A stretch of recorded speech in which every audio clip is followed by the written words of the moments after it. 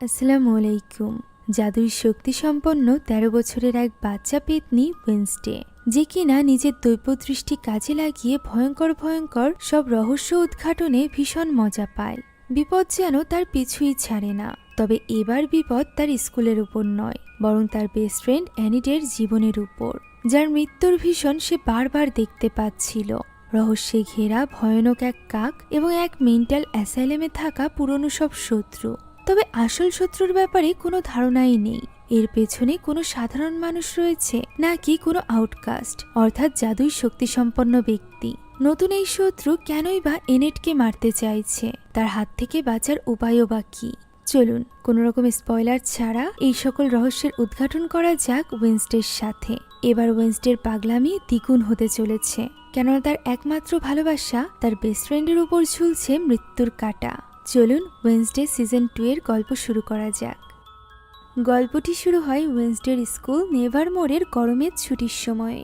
ওই সময় আমরা ওয়েনসডেকে দেখতে পাই, যে কিনা একটা অন্ধকার ঘরে একটা চেয়ারের সাথে বাঁধা অবস্থায় ছিল। আমরা জানতে পারি সে একজন সিরিয়াল কিলারের পিছু পিছু এখানে এসে পৌঁছেছে।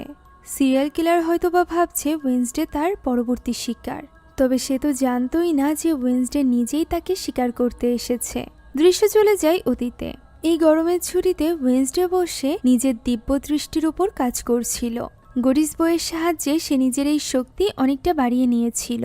তাই সে ঠিক করে যে সে নিজের ছোটবেলার ইচ্ছা পূরণ করবে, যেটা ছিল বাচ্চাদের একজন ফেমাস সিরিয়াল কিলারকে ধরা, যার সন্ধান এত বছরে কোনো পুলিশও খুঁজে বের করতে পারেনি। দিব্য দৃষ্টি ব্যবহার করার জন্য থিং তাকে ওই সিরিয়াল কিলারের একটা বস্তু চুরি করে এনে দেয়। এটা স্পর্শ করে দিব্য দৃষ্টির মাধ্যমে ওয়েনসডে জেনে যায় ওই সিরিয়াল কিলার এখন কোথায় আছে। এই কারণেই সে পৌঁছে যায় এয়ারপোর্টে। সেখানে যাওয়া মাত্রই দেখা যায় তার কাছে হাতিয়ার রয়েছে। একে একে তাকে চেক করার পর তার কাছ থেকে বেরিয়ে আসে অসংখ্য হাতিয়ার, যা দেখে সেখানকার সিকিউরিটি গার্ড পর্যন্ত হতবাক হয়ে যায়। তখন কারণ হিসাবে ওয়েনসডে বলে, এত উপরে হাওয়ায় প্লেন যখন ভেসে থাকবে তখন তার মনে হয়েছে এই হাতিয়ারগুলো প্রয়োজন হবে। এমন সময় তার ব্যাগের ভেতরে অস্বাভাবিক কিছু লক্ষ্য করে সিকিউরিটি গার্ডরা।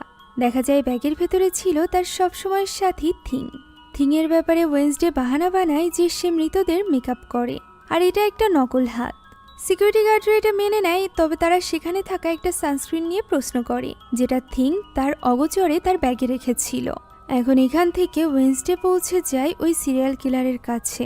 সে ওই কিলারকে আক্রমণ করার আগেই কিলার তার হাত ধরে বসে, যার ফলে ওয়েনসডের আবারও ভীষণ আসতে শুরু হয় এবং তার চোখ থেকে কালো লিকুইড বের হয়ে আসে। সে সেখানেই অজ্ঞান হয়ে পড়ে। জ্ঞান ফিরলে দেখা যায় সে ওই সিরিয়াল কিলারের সিক্রেট রুমের ভেতরে বাঁধা অবস্থায় রয়েছে। এই কিলার মূলত প্রত্যেকটি বাচ্চাকে কিডন্যাপ করে এনে তার মতো পুতুল বানায়, আর এরপর তাদেরকে খুন করে ফেলে। সে এখানে ওয়েনসডের মতো দেখতেও একটা পুতুল বানিয়ে এনেছিল। তখনই ওয়েনসডে তাকে বলে যে সেও নিজের হাতের কাজ দেখাতে চায়। কথা বলতেই সেখান থেকে বেরিয়ে আসে থিং, এবং থিং আক্রমণ করে ওই কিলারের উপর। ওয়েনসডেও নিজের হাত খুলে ফেলে, আর এভাবেই তারা দুজন মিলে ধরে ফেলে ওই কিলারকে। তবে ওয়েনসডে বুঝতে পারছিল না যে সে যখনই দৈবদৃষ্টি নিজের অজান্তে ব্যবহার করে তখনই কেন তার চোখ থেকে কালো রক্ত বেরিয়ে আসে। এই ব্যাপারে গরিস বইতেও কিছুই লেখা ছিল না। গরমের লম্বা ছুটির পর ওই দিন নেভারমোর স্কুল আবারও চালু হতে চলেছিল। তাই তো ওয়েনসডের মা এসেছিল তাকে স্কুলে যাওয়ার জন্য ডাকতে। আমরা জানতে পারি এই পুরো সময় ধরে ওয়েনসডে নিজের নোভেল লেখায় এত বেশি ব্যস্ত ছিল যে সে তার পরিবারকে একটু সময় দেয়নি। এখন ওই বছর ওয়েনসডের সাথে তার ভাই লেও ওই একই স্কুলে ভর্তি হতে চলেছিল। লের শক্তি ছিল তাদের আঙ্কেলের মতো ইলেকট্রিক শক্তি। তাদের পরিবারে একমাত্র তাদের বাবার কাছে অর্থাৎ গোমেজের কাছেই কোনো শক্তি ছিল না। ওয়েনসডে এখানে তার ভাইকে একটা টাস্ক দেয়। সামনে আসা স্টপ সাইনের ওয়ের ভেতরে নিশানা লাগাতে বলে এই ইলেকট্রিক পাওয়ারের। ওয়েনসডেকে সে এত বেশি ভয় পেত যে প্রথমবারের মতো লেন নিশানা একদম ঠিক মতো লাগে। তবে এর ফলে অ্যাক্সিডেন্ট হয় বেশ কয়েকটা গাড়ির, যেটা দেখে এই অদ্ভুত পরিবার ভীষণ পৈশাচিক আনন্দ পাচ্ছিল। এখন ওই সময় আমরা নেভারমোরের কাছে এক জঙ্গলের দৃশ্য দেখতে পাই, যেখানে এক কাপল পিকনিকের জন্য মিলিত হয়েছিল। দূর থেকে একজন লোক তাদের গোপনে ছবি তুলছিল। বোঝাই যাচ্ছিল যে এরা দুজন হাজব্যান্ড ওয়াইফ না। তবে লোকটি যখন ছবি তুলছিল তখন সে লক্ষ্য করে একটা কাককে, যে কাকটা খুব অদ্ভুত দেখতে ছিল। লোকটি দ্রুত ছবি তুলে সেখান থেকে বেরিয়ে যাবে, তবে তার আগে সেখানে অসংখ্য কাকে ছেয়ে যায় এবং একসাথে হামলা করে লোকটির উপর। লোকটি কোনো মতে গাড়ির ভেতরে গিয়ে উঠে বসে। কাক তখনও পর্যন্ত হামলা করছিল। লোকটি এখানে কাউকে একটা ভয়েস মেসেজ পাঠায় যে তারা তার উপর হামলা করছে, তার যদি কিছু হয়েও যায় তাহলে প্রমাণ সে ডেস্কের উপর রেখে দিয়েছে। অর্থাৎ লোকটি নিজেও জানতো যে তাকে কে মারতে চাইছে। এমন সময় লোকটি লক্ষ্য করে গাড়ির ভেতরে অসংখ্য কাক আগে থেকেই অপেক্ষা করছিল। তারা তার উপর আক্রমণ করে এবং নির্মমভাবে তাকে হত্যা করে। এরই মাঝে ওয়েন্সডে তার পরিবারের সাথে পৌঁছে যায় নেভারমোরে। ওয়েন্সডের মা এখানে ওয়েন্সডেকে তার ভাইয়ের খেয়াল রাখতে বলে। তখন ওয়েন্সডের মনে পড়ে যায় ছোটবেলা থেকে যখনই তার মা এই কথা বলেছে তখনই সে তার ভাইকে কিভাবে কষ্ট দিয়েছে। সে এখানে তার ভাইকে লাস্ট ওয়ার্নিং দেয়, আর এরপর সে একা চলে যায় ভেতরে, যেখানে সবার মাঝে এখন সে বেশ ফেমাস। গতবারের মহাবিপদ থেকে স্কুলকে বাঁচানোর জন্য এখন সে স্কুলের সেলিব্রিটিতে পরিণত হয়েছে।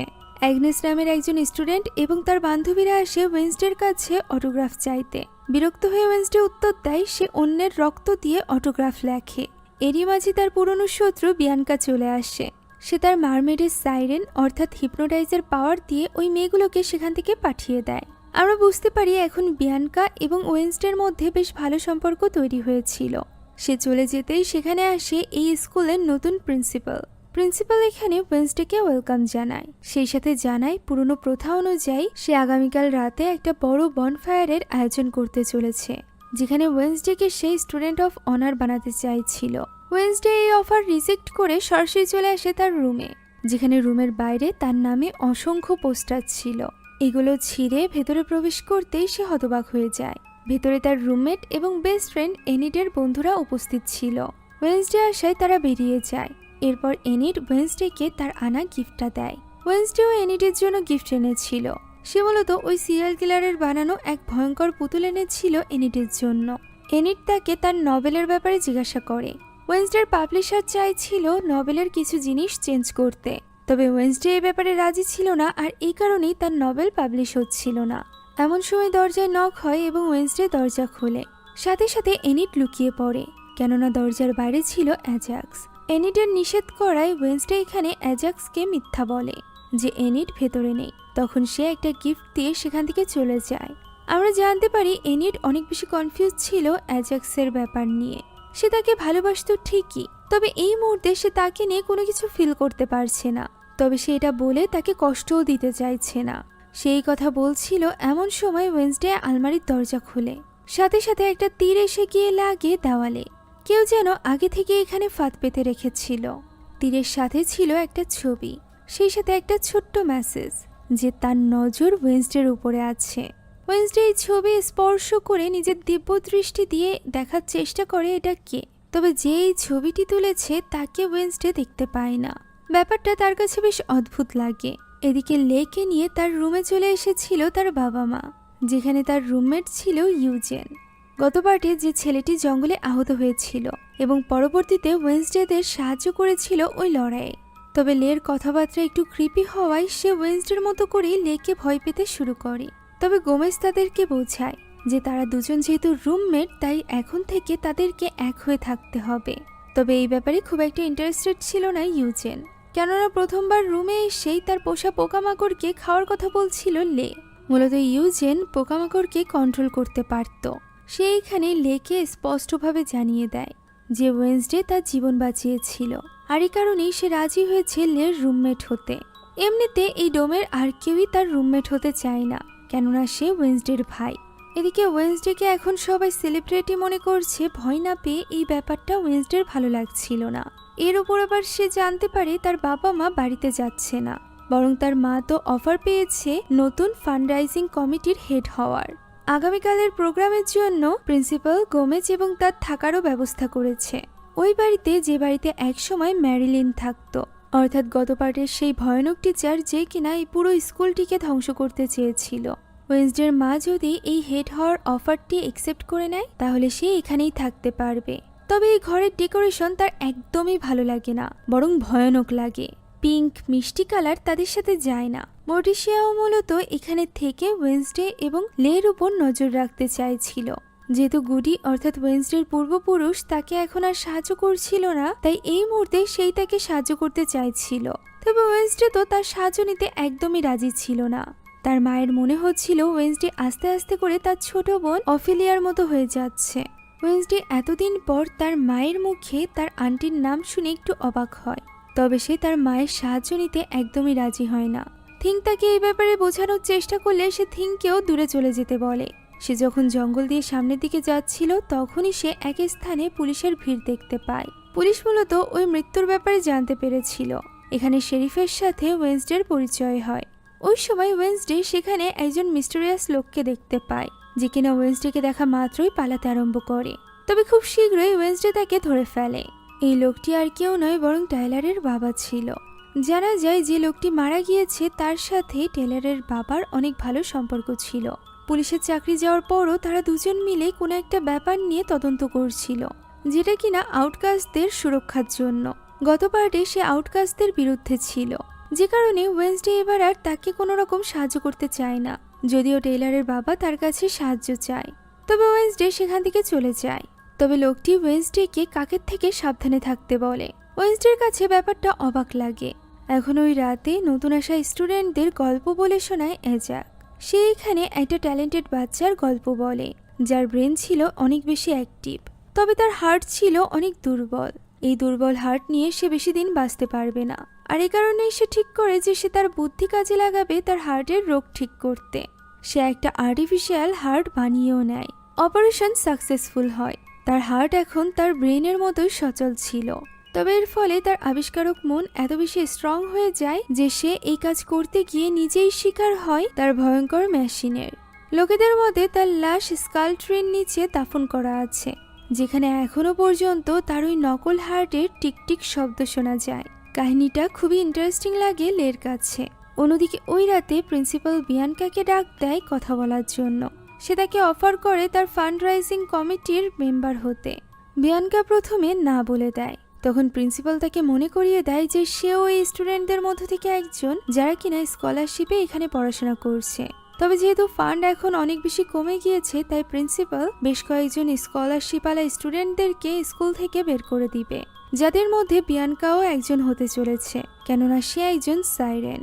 তবে সে তার এই শক্তিকে কাজে লাগিয়ে নিজের জায়গা মজবুত করতে পারে, ফান্ড রাইজিং এ ব্যবহার করতে পারে তার এই শক্তি।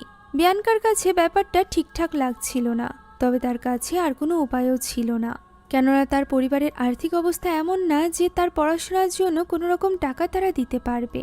এদিকে থিং মন খারাপ করে বসেছিল, যেখানে এনিট তাকে একটা সারপ্রাইজ দেয়। এনিট এবং তার উলফ ফ্রেন্ডরা মিলে একটা সুন্দর ঘর তৈরি করেছিল।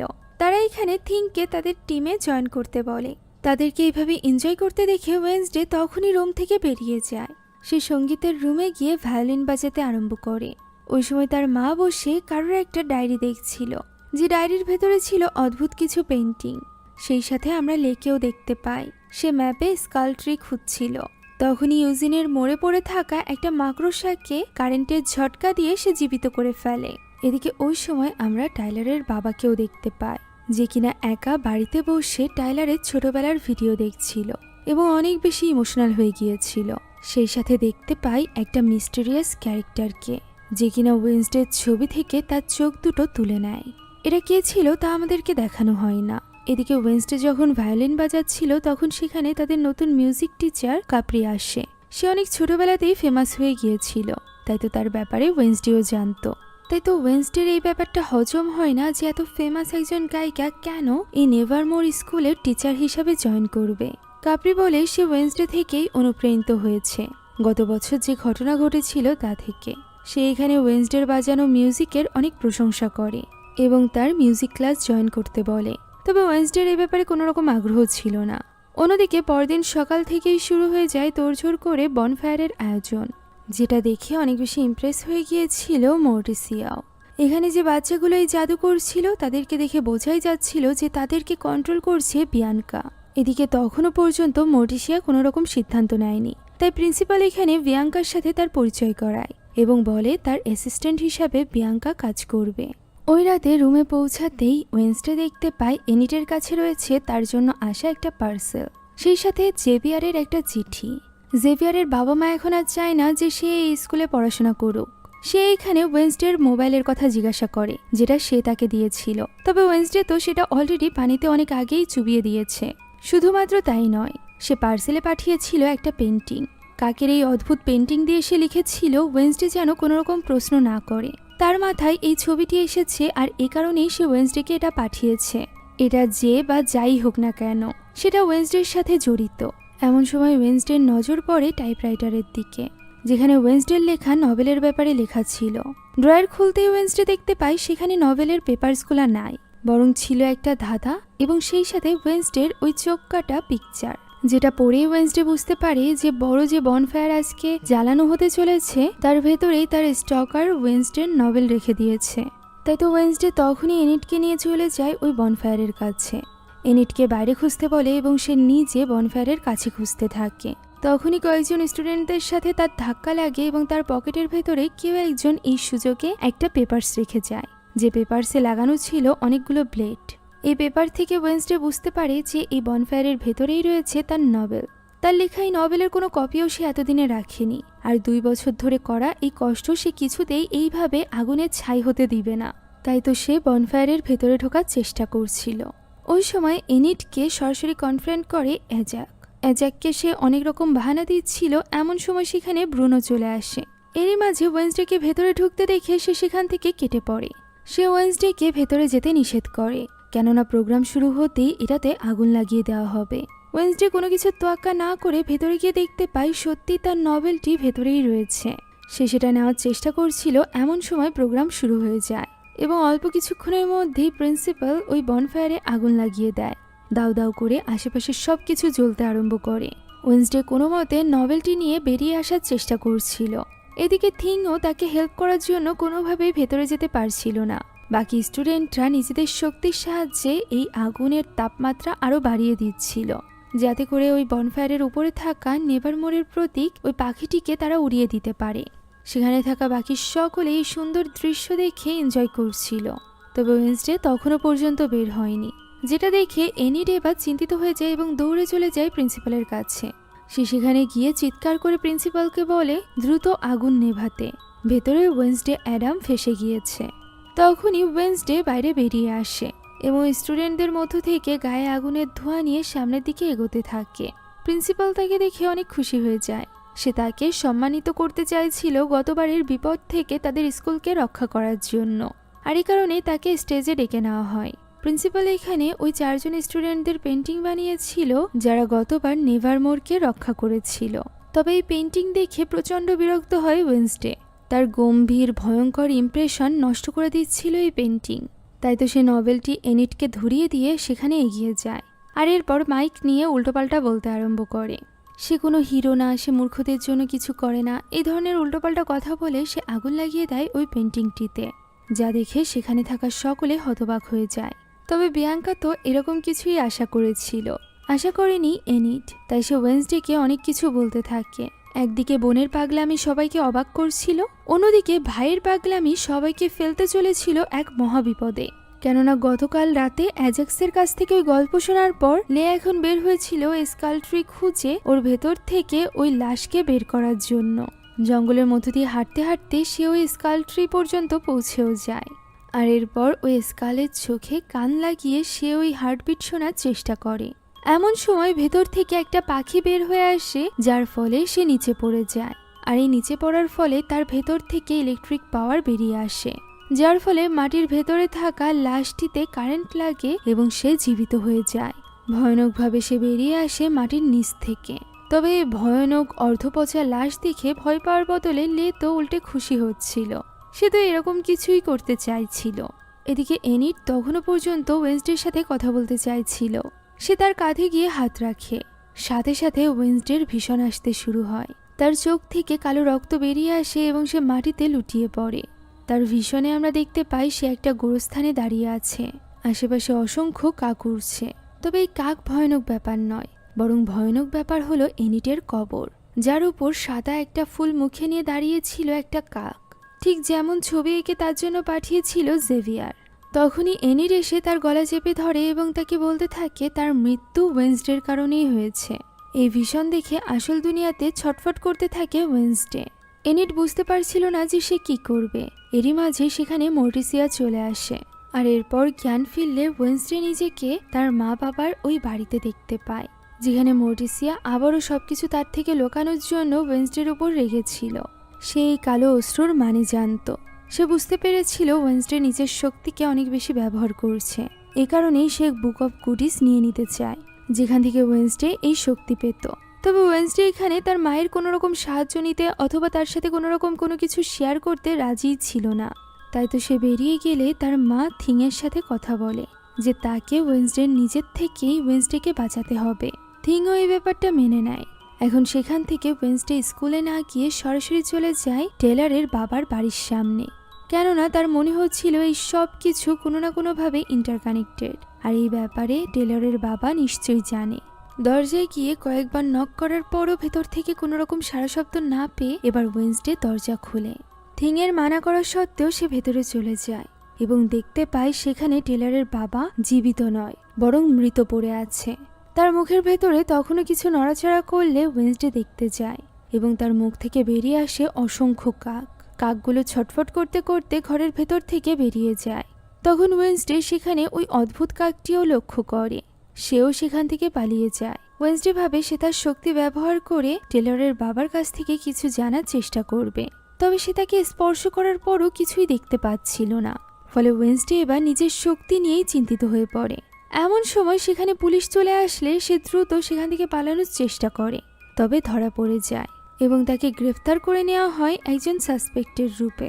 পুলিশ স্টেশনে এনেই তার জিজ্ঞাসাবাদ শুরু করা হয়, যেখানে ওয়েন্সডে জানায় যে মৃত ব্যক্তিই তাকে দেখা করতে বলেছিল। পুলিশরা জানায় যে যে লোকটি গতদিন মারা গিয়েছিল সেই লোকটি লাস্টবার কল করেছিল টেলরের বাবাকে, আর এই কারণেই তারা সেখানে তদন্তের জন্য গিয়েছিল।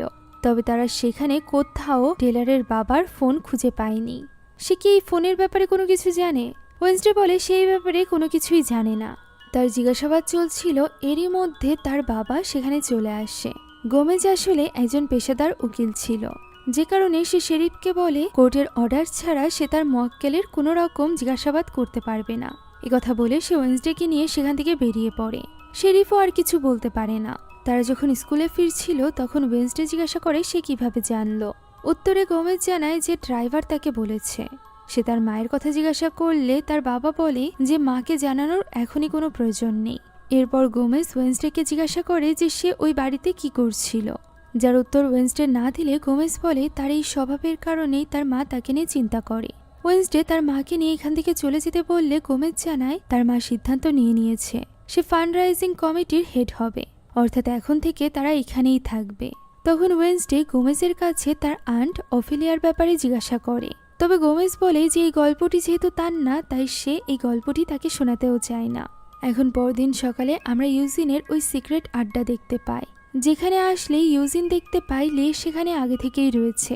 সে লেকে জিজ্ঞাসা করে গতরাতে সে কোথায় গায়েব হয়ে গিয়েছিল। সে মনে করে লেও হয়তোবা তার আঙ্কেলের মতো তার মৌমাছিগুলো চিবিয়ে চিবিয়ে খেয়ে নিয়েছে, তাই সে চিন্তিত হয়ে ভেতরে প্রবেশ করে। তখনই হতবাক হয়ে যায়, কেননা ভেতরে বাধা ছিল ওই লাশ। সে ইউজিনের উপর আক্রমণ করতে আসলে লে তাকে ইলেকট্রিক শক দেয়। ইউজিন অনেক ভয় পেয়ে যায়। লে তখন তার হার্ট দেখায় এবং বলে সেও তাদের মতো একজন স্টুডেন্ট ছিল এই নেভারমোরের। এর মানে অ্যাজাক্সের ওই গল্প কোনো কাল্পনিক গল্প নয়। তবে সে ইউজিনকে ভয় পেতে নিষেধ করে, কেননা এই লাশটির কোনো ব্রেন নেই। পোকামাকড়ে তা খেয়ে গিয়েছে, এখন আর সে তাদের কোনো ক্ষতি করতে পারবে না। হতে পারে তার অনেক ক্ষুধা লেগেছে। লে এই লাশটির নাম রাখে স্লার্প। এদিকে রুমে যাওয়ার সময় ওয়েন্সডে এনিডের মৃত্যুর যে ভিশন দেখেছিল এই ব্যাপারে থিংকে জানিয়ে দেয়। তবে এটাও বলে যে থিং যেন এই ব্যাপারটা কারোর সাথে শেয়ার না করে, বিশেষ করে এনিডের সাথে। সে এটা সহ্য করতে পারবে না। একথা বলতে বলতে রুমের দরজা খুলতেই সে হতবাক হয়ে যায়। জানালার বাইরে ব্যালকনিতে পড়ে আছে এনিডের লাশ। গলা কেটে তাকে কেউ হত্যা করেছে। ওয়েন্সডে অনেক বেশি ঘাবড়ে যায় এবং থিংকে বলে দ্রুত হেল্প নিয়ে আসতে। তখনই এনিড হেসে ওঠে। সে মূলত আজকে প্রাঙ্ক ডেতে প্রাঙ্ক করছিল ওয়েন্সডের সাথে। প্রত্যেক বছরই এই দিনে প্রাঙ্ক ডে সেলিব্রেট করা হয় নেভারমোরে। তবে গত বছর এই দিনের পরে ওয়েন্সডে নেভারমোরে এসেছিল, এ কারণে এটাই তার প্রথম প্রাঙ্ক ডে। এনিড এটা ভেবে খুশি ছিল যে ওয়েন্সডে তার মৃত্যুর খবর শুনে অনেক স্যাড হয়ে গিয়েছিল। এখন ওয়েন্সডে রেগে গেলে এনিট বলে সে তো শুধুমাত্র প্রতিশোধ নিচ্ছিল। সে ভেবেছিল ওয়েন্সডে হয়তোবা তার বালিশের উপর মানুষের চোখ রেখে তার উপর প্রাঙ্ক করেছে। তবে এটা ওয়েন্সডে রাখেনি। যদিও এই ব্যাপারে সে এনিটকে কিছুই বলে না, তবে সে বুঝতে পেরেছিল এটা টেলরের বাবার চোখ হতে পারে। তখনই এনিট দেখে তার ফোনে মেসেজ দিয়েছে ওই স্টকার যে ওয়েন্সডে নভেল পড়াতে চেয়েছিল। তারা ওই নাম্বারে কল করতেই দেখতে পায় এটা টেলরের বাবার নাম্বার, অথচ সে তো গতকাল রাতেই মারা গিয়েছে এবং তার ফোনও খুঁজে পায়নি পুলিশেরা। ফলে ওয়েন্সডে এবার আরও বেশি চিন্তিত হয়ে পড়ে এনিটকে নিয়ে। সে এনিটকে রুমেই থাকতে বলে। তবে এনিট তো কোনোভাবেই গত বছরের মতো করে এই বছরটা এই ধরনের মার্ডার মিস্ট্রি অথবা বোরিং জিনিসে নষ্ট করতে চাইছিল না, সে এনজয় করতে চাইছিল। একথা বলে সে রুম থেকে বেরিয়ে যায়। ওয়েন্সডে এবার ওই চোখটি স্পর্শ করে অতীত দেখার চেষ্টা করে, তবে কিছুই দেখতে পায় না। তাই সে থিংকে বলে গুডিসের বই থেকে এর সলিউশন বের করতে। অন্যদিকে পুরো স্কুল জুড়ে প্রাঙ্গডে নিয়ে সবাই অনেক আনন্দ মজা করছিল। এনিট এবং ব্রুনোর ক্লোজনেস দূর থেকে অ্যাজাক্সও অনুভব করতে পারছিল। তখনই তার কাছে আসে লে এবং ইউজিন, এবং তারা অ্যাজাক্সের হয়ে প্রতিশোধ নিতে চায়। ইউজিন যেহেতু কীটপতঙ্গের ভাষা বুঝতে পারত এবং তাদেরকে পরিচালনা করতে পারত, তাই সে তার আটকে রাখা মশাদেরকে পাঠিয়ে দেয় ব্রুনোর কাছে। ফলে ব্রুনোর অবস্থা হয়ে যায় বেগতিক। অ্যাজাক্সও এখানে লে এবং ইউজিং এর সাথে প্রাঙ্ক করে। আনন্দের মধ্য দিয়ে যেতে থাকে এই দিনটা। তবে প্রফেসর অর্লফ এই প্রাঙ্কডে একদমই পছন্দ করত না, কেননা তার যেহেতু হাত পা নেই, তাই স্টুডেন্টরা তার সাথে সবথেকে বেশি প্রাঙ্ক করে। সে কোনোভাবে কারোর প্রতিবাদও করতে পারে না। এরই মাঝে ওয়েন্সডে সেখানে আসে এবং সে প্রিন্সিপালকে জিজ্ঞাসা করে এমন আউটকাস্টের ব্যাপারে যার কাছে পাখিদেরকে নিয়ন্ত্রণ করার শক্তি আছে। তখন প্রফেসর অর্লফ এভিয়ানদের কথা বলে। আউটকাস্টদের মধ্য থেকে শুধুমাত্র এভিয়ানরাই পাখিদেরকে নিয়ন্ত্রণ করতে পারে। তবে এই স্কুলে 10 বছরের বেশি হয়ে গিয়েছে কোনো এভিয়ান আসেনি। অন্যদিকে বিয়ানকা গিয়েছিল মর্টিসিয়াকে তার মায়ের সাথে কথা বলার জন্য রাজি করাতে। মূলত তার মা অনেক ধনী একজন ব্যক্তি ছিল, তার কাছ থেকে ডোনেশন নিতে চাইছিল প্রিন্সিপাল। তবে এর জন্য মর্টিসিয়াকেই তার সাথে কথা বলতে হবে। তবে তাদের মা মেয়ের সম্পর্ক একদমই ভালো ছিল না, যে কারণে বিয়ানকার খুব একটা লাভ এখানে হয় না। এদিকে লে মাংসওয়ালা খাবার নিয়ে গিয়েছিল ওই লাশের জন্য, যেটা সে খেয়ে নেয়। তবে এর ফলে তার শক্তিও বেড়ে যায়, কেননা লেরা বের হওয়া মাত্রই সে নিজের শক্তি দিয়ে শেকলে বাঁধা কাঠ ভেঙে ফেলে। এদিকে ওয়েন্সডে টেলরের সাথে দেখা করতে চাইছিল, এর জন্য তার গাড়ির প্রয়োজন। তবে ফ্যামিলি কার নিলে সবাই জেনে যাবে, তাই তো সে এইখানে এনিটের ওই চিঠিটা চুরি করে নেয় যে লেটার দেখালেই ড্রাইভিং শেখাবে। এনিট রুমে গিয়ে সে লেটার আর খুঁজে পায় না। এমন সময় সেখানে আসে ওয়েন্সডের মা। সে এখানে ওয়েন্সডের সাথে নয়, বরং থিংয়ের সাথে দেখা করতে এসেছিল। সে থিংয়ের উপর রেগেছিল, কেননা গুডিসের বই এতদিন ধরে ওয়েন্সডের কাছে আছে এই ব্যাপারটা থিং তাদেরকে জানায়নি। সেও তো তাদের পরিবারের অংশ। যা শুনে থিং এখানে তাকে মনে করাতে থাকে কখন কখন তারা নিজেদের অ্যাকশনের মাধ্যমে তাকে চাকরের মতো ট্রিট করেছে। এখনও তাদের মা মেয়ের খারাপ সম্পর্কের ব্লেম তার উপর দেওয়া হচ্ছে। একথা বলে রাগ দেখিয়ে সে নিজের ঘরে চলে যায়। অন্যদিকে ওয়েন্সডে পৌঁছে যায় ওই ড্রাইভারের কাছে। সেখানে এনিটের চিঠি দিতেই ড্রাইভার তাকে ড্রাইভিং সিট ছেড়ে দেয়। আর এই সুযোগ নিয়ে ওয়েন্সডে এই গাড়ি নিয়ে যেতে চাইছিল অ্যাসাইলামে, যেখানে টেলর আছে। তবে ড্রাইভারও নিজের সিটের সাথে একটা ব্রেক নিয়ে রেখেছিল, যেটার কারণে ওয়েন্সডে সুবিধা করে উঠতে না পারলে সে ওই ব্রেকটাই কেটে দেয়। ওই সময় ওই ড্রাইভার নেভারমোরের গেটে ওই লাশকে দেখতে পায়, যে কিনা গেট খুলে বের হওয়ার চেষ্টা করছিল। এই জীবন্ত লাশকে দেখে ড্রাইভার বেশ অবাক হয়। এরই মাঝে ওয়েন্সডে গাড়ি চালাতে আরম্ভ করলে সে তো আরো বেশি হতবাক হয়ে যায়। এভাবেই একটানে ওয়েন্সডে চলে আসে ওই অ্যাসাইলামে। সেখানে এসে তার ভেতরে ঢোকার জন্য খুব একটা কষ্ট করা লাগে না। নিজের রিসার্চ দেখিয়ে সে সরাসরি এই অ্যাসাইলামের অথরিটির সাথে কথা বলে। সেখান থেকে সে জানতে পারে টাইলার এবং বাকি আউটকাস্টদের দেখাশোনা করে ডক্টর ফেয়ারবর্ন। সে এখানে ফেয়ারবর্নের ব্যাপারে অনেক প্রশংসা করতে থাকে। ডক্টর নিজে কোনো আউটকাস্ট না, তবে সে আউটকাস্টদের মানসিক অবস্থার ব্যাপারে থিওরি লিখেছে। এটা নিয়ে ওয়েন্সডে তাকে ছোট করতে থাকলে তখনই সেখানে চলে আসে ডক্টর ফেয়ারবর্ন। সে আগে থেকেই ওয়েন্সডের জন্য পারমিশন নিয়ে রেখেছিল, কেননা সে জানতো ওয়েন্সডে আজ হোক বা কাল হোক ঠিকই টাইলারের সাথে দেখা করতে আসবে। সময়ের সাথে সাথে টাইলারের রাগ দিন দিন আরো বেশি বাড়ছে। তখন ওয়েন্সডে ম্যারিলিনের কথা জিজ্ঞাসা করে, যার উত্তরে ডক্টর জানায় মেরিলিনকেও এখানেই আটকে রাখা হয়েছে, তবে তাকে টাইলারের থেকে দূরে রাখা হচ্ছে, কেননা সে এখনো পর্যন্ত মানেই না যে সে টাইলারের মাস্টার। সবকিছু তার জন্য হয়েছে। তাদের দুজনকে দূরে রাখার ফলে তাদের সম্পর্ক আরো বেশি দুর্বল হবে। এখন আমরা দেখতে পাই টাইলারকে খুবই সিকিউর একটা স্থানে রাখা হয়েছিল। ওয়েন্সডেকেও সেফটির সাথে ভেতরে প্রবেশ করানো হয়। ওয়েন্সডেকে দেখে টাইলার অবাক হয় এবং তাকে বলতে থাকে যে ওয়েন্সডে তার ভেতরের মনস্টারকে ভালোবেসেছে। তারা দুজনই কালো দুনিয়ার মানুষ, তারা দুজন চাইলে পুরো পৃথিবীর উপর রাজত্ব করতে পারে। এভাবেই কথা কাটাকাটি শুরু হলে টাইলারের মনস্টার রূপ বেরিয়ে আসতে যায়। তখনই কারেন্টের শক দিয়ে তাকে স্বাভাবিক করা হয়। তখন ওয়েন্সডে টাইলারকে তার বাবার মৃত্যুর সংবাদ দেয়। সেই সাথে আমরা এটাও জানতে পারি যে যে লোকটি প্রথমে মারা গিয়েছিল সে টাইলারের চাচা ছিল। টাইলারের পরিবারে দুইজন মারা গিয়েছে। এই কারণেই সে টাইলারের সাথে দেখা করতে এসেছে যাতে করে কোনো ক্লু পায়। তবে টাইলার তাকে মোটেও সাহায্য করার মুডে ছিল না, যেটা বুঝতে পেরে ওয়েন্সডে সেখান থেকে চলে যেতে চাইলে টাইলার তাকে এনিডের কথা বলে উস্কাতে থাকে। এনিডি শেষ ব্যক্তি ছিল যে কিনা গতবার লড়াইয়ে টাইলারের উপর হামলা করেছিল, তাই সে বলে এনিডকে যেখানেই সে দেখবে সেখানেই শেষ করে দিবে। বেস্ট ফ্রেন্ডকে মারার কথা শুনে ওয়েন্সডে এবার আরো বেশি ক্ষেপে যায়। সে টাইলারকে উল্টোপাল্টা বলতে থাকে, যার ফলে টাইলারের ভেতরকার মনস্টার এবার সত্যিকার রূপ নেয়। তবে সময় থাকতে কন্ট্রোলে থাকা লোকটি তাকে কারেন্টের শক দিয়ে আবারও স্বাভাবিক করে তোলে। ওয়েন্সডে বেরিয়ে যায় এবং সে চিৎকার করতে থাকে। দৃশ্য চলে আসে স্কুলে, যেখানে লিও এখন জেনে গিয়েছিল যে তার পেট জম্বি অর্থাৎ ওই লাশটি পালিয়ে গিয়েছে। এদিকে এনিড এবং ব্রুনোর সম্পর্ক অনেক বেশি গভীরে চলে গিয়েছিল। ব্রুনো এনিডের সাথে তার রুমে আসে। ওই সময় কাউকে একটা আমরা গোপনে এনিডের উপর নজর রাখতে দেখতে পাই। সেখানে একটা গিফট বক্স ছিল, যেটা ছিল থিংয়ের জন্য। তাই সে ব্রুনোকে অপেক্ষা করতে থিনের বাড়ির কাছে যায়। সেখানে সে থিনের ওই গিফট বক্সটিও খোলে, যার ভেতরে ছিল থিনের পুলিশে ধরা পড়া একটা ছবি, সেই সাথে একটা চিরকুট, যেটা পড়ে এনিড বুঝতে পারে এই গিফটটা তাকে পাঠিয়েছে ওয়েন্সডের আঙ্কেল। আর এই গিফটটা তাকে তার জন্মদিনের গিফট হিসাবেই পাঠানো হয়েছে, অর্থাৎ আজকে থিংয়ের জন্মদিন। তবে আঙ্কেল ফেস্টার বাদে অ্যাডামস ফ্যামিলির আর কারোরই তার জন্মদিনের কথা মনে নেই। তাই এনিড ঠিক করে যে সে থিংয়ের বার্থডে উপলক্ষে একটা পার্টি দিবে। এমন সময় পেছনে আওয়াজ হয়ে ওঠে এবং ব্রুনোর কোনো একটা অবস্থা দেখে দৌড়ে চলে যায় এনিড। থিং দেখতে যাবে তার আগেই তার ঘরের বক্সটির দরজা বন্ধ হয়ে যায়, সেই সাথে উপর থেকেও বন্ধ করে দেওয়া হয়। ফলে সে এনিডকে কোনো রকম সাহায্যই করতে পারে না। এদিকে প্রিন্সিপালকে গিয়ে বিয়ানকা জানায় যে কিছুতেই মর্টিসিয়া তার মায়ের সাথে কথা বলতে রাজি হচ্ছে না। তখন প্রিন্সিপাল বলে যে সে এমনি বিয়ানকাকে তার কাজে তো নেয়নি, নিশ্চয়ই এর পেছনে উদ্দেশ্য রয়েছে। যা শুনতেই বিয়ানকা বুঝতে পারে যে সে চাইছে বিয়ানকা যেন তার সাইরেন্স মর্টিসিয়ার উপর প্রয়োগ করে। ফলে সে এবার একটু ক্ষেপে যায় এবং নিজের শক্তি প্রিন্সিপালের উপর প্রয়োগ করার চেষ্টা করে। তবে প্রিন্সিপাল তো আগে থেকেই নিজের কাছে একটা বিশেষ রকমের পাথর রেখেছিল, যেটা সাইরেন সং থেকে রক্ষা করে, অর্থাৎ বিয়ানকার জাদুর কোনো প্রভাব তার উপর পড়বে না। ফলে বিয়াঙ্কা বুঝতে পারছিল না যে তার কি করা উচিত।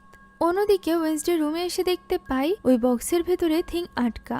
সে থিংকে মুক্ত করতেই বুঝতে পারে যে এনিডকে কেউ কিডন্যাপ করে নিয়ে গিয়েছে। এনিডের ফোনে কল আসে এবং সে তাকে চ্যালেঞ্জ করে পূর্ণিমার আগেই এনিডকে রক্ষা করতে। আর এই রক্ষার কাজে সে যদি অন্য কাউকে ইনভলভ করে তাহলে এনিডকে সে আর ফেরত পাবে না। লোকটির নজর সবসময় ওয়েন্সডের উপরে আছে। ওই সময় দরজার নিচে থেকে কেউ একজন প্লেডেড কার্ড ছুঁড়ে মারে। তবে ওয়েন্সডে বের হয়ে দেখতে পাই সেখানে কেউই নেই। এদিকে এনিডের জ্ঞান ফেরে এবং সে দেখতে পায় তাকে ব্রুনোর সাথে ক্লক টাওয়ারের ভেতরে বেঁধে রাখা হয়েছে। শিকল দিয়ে বেঁধে রাখা হয়েছে যাতে করে তারা কোনোভাবে এটা কাটতে না পারে।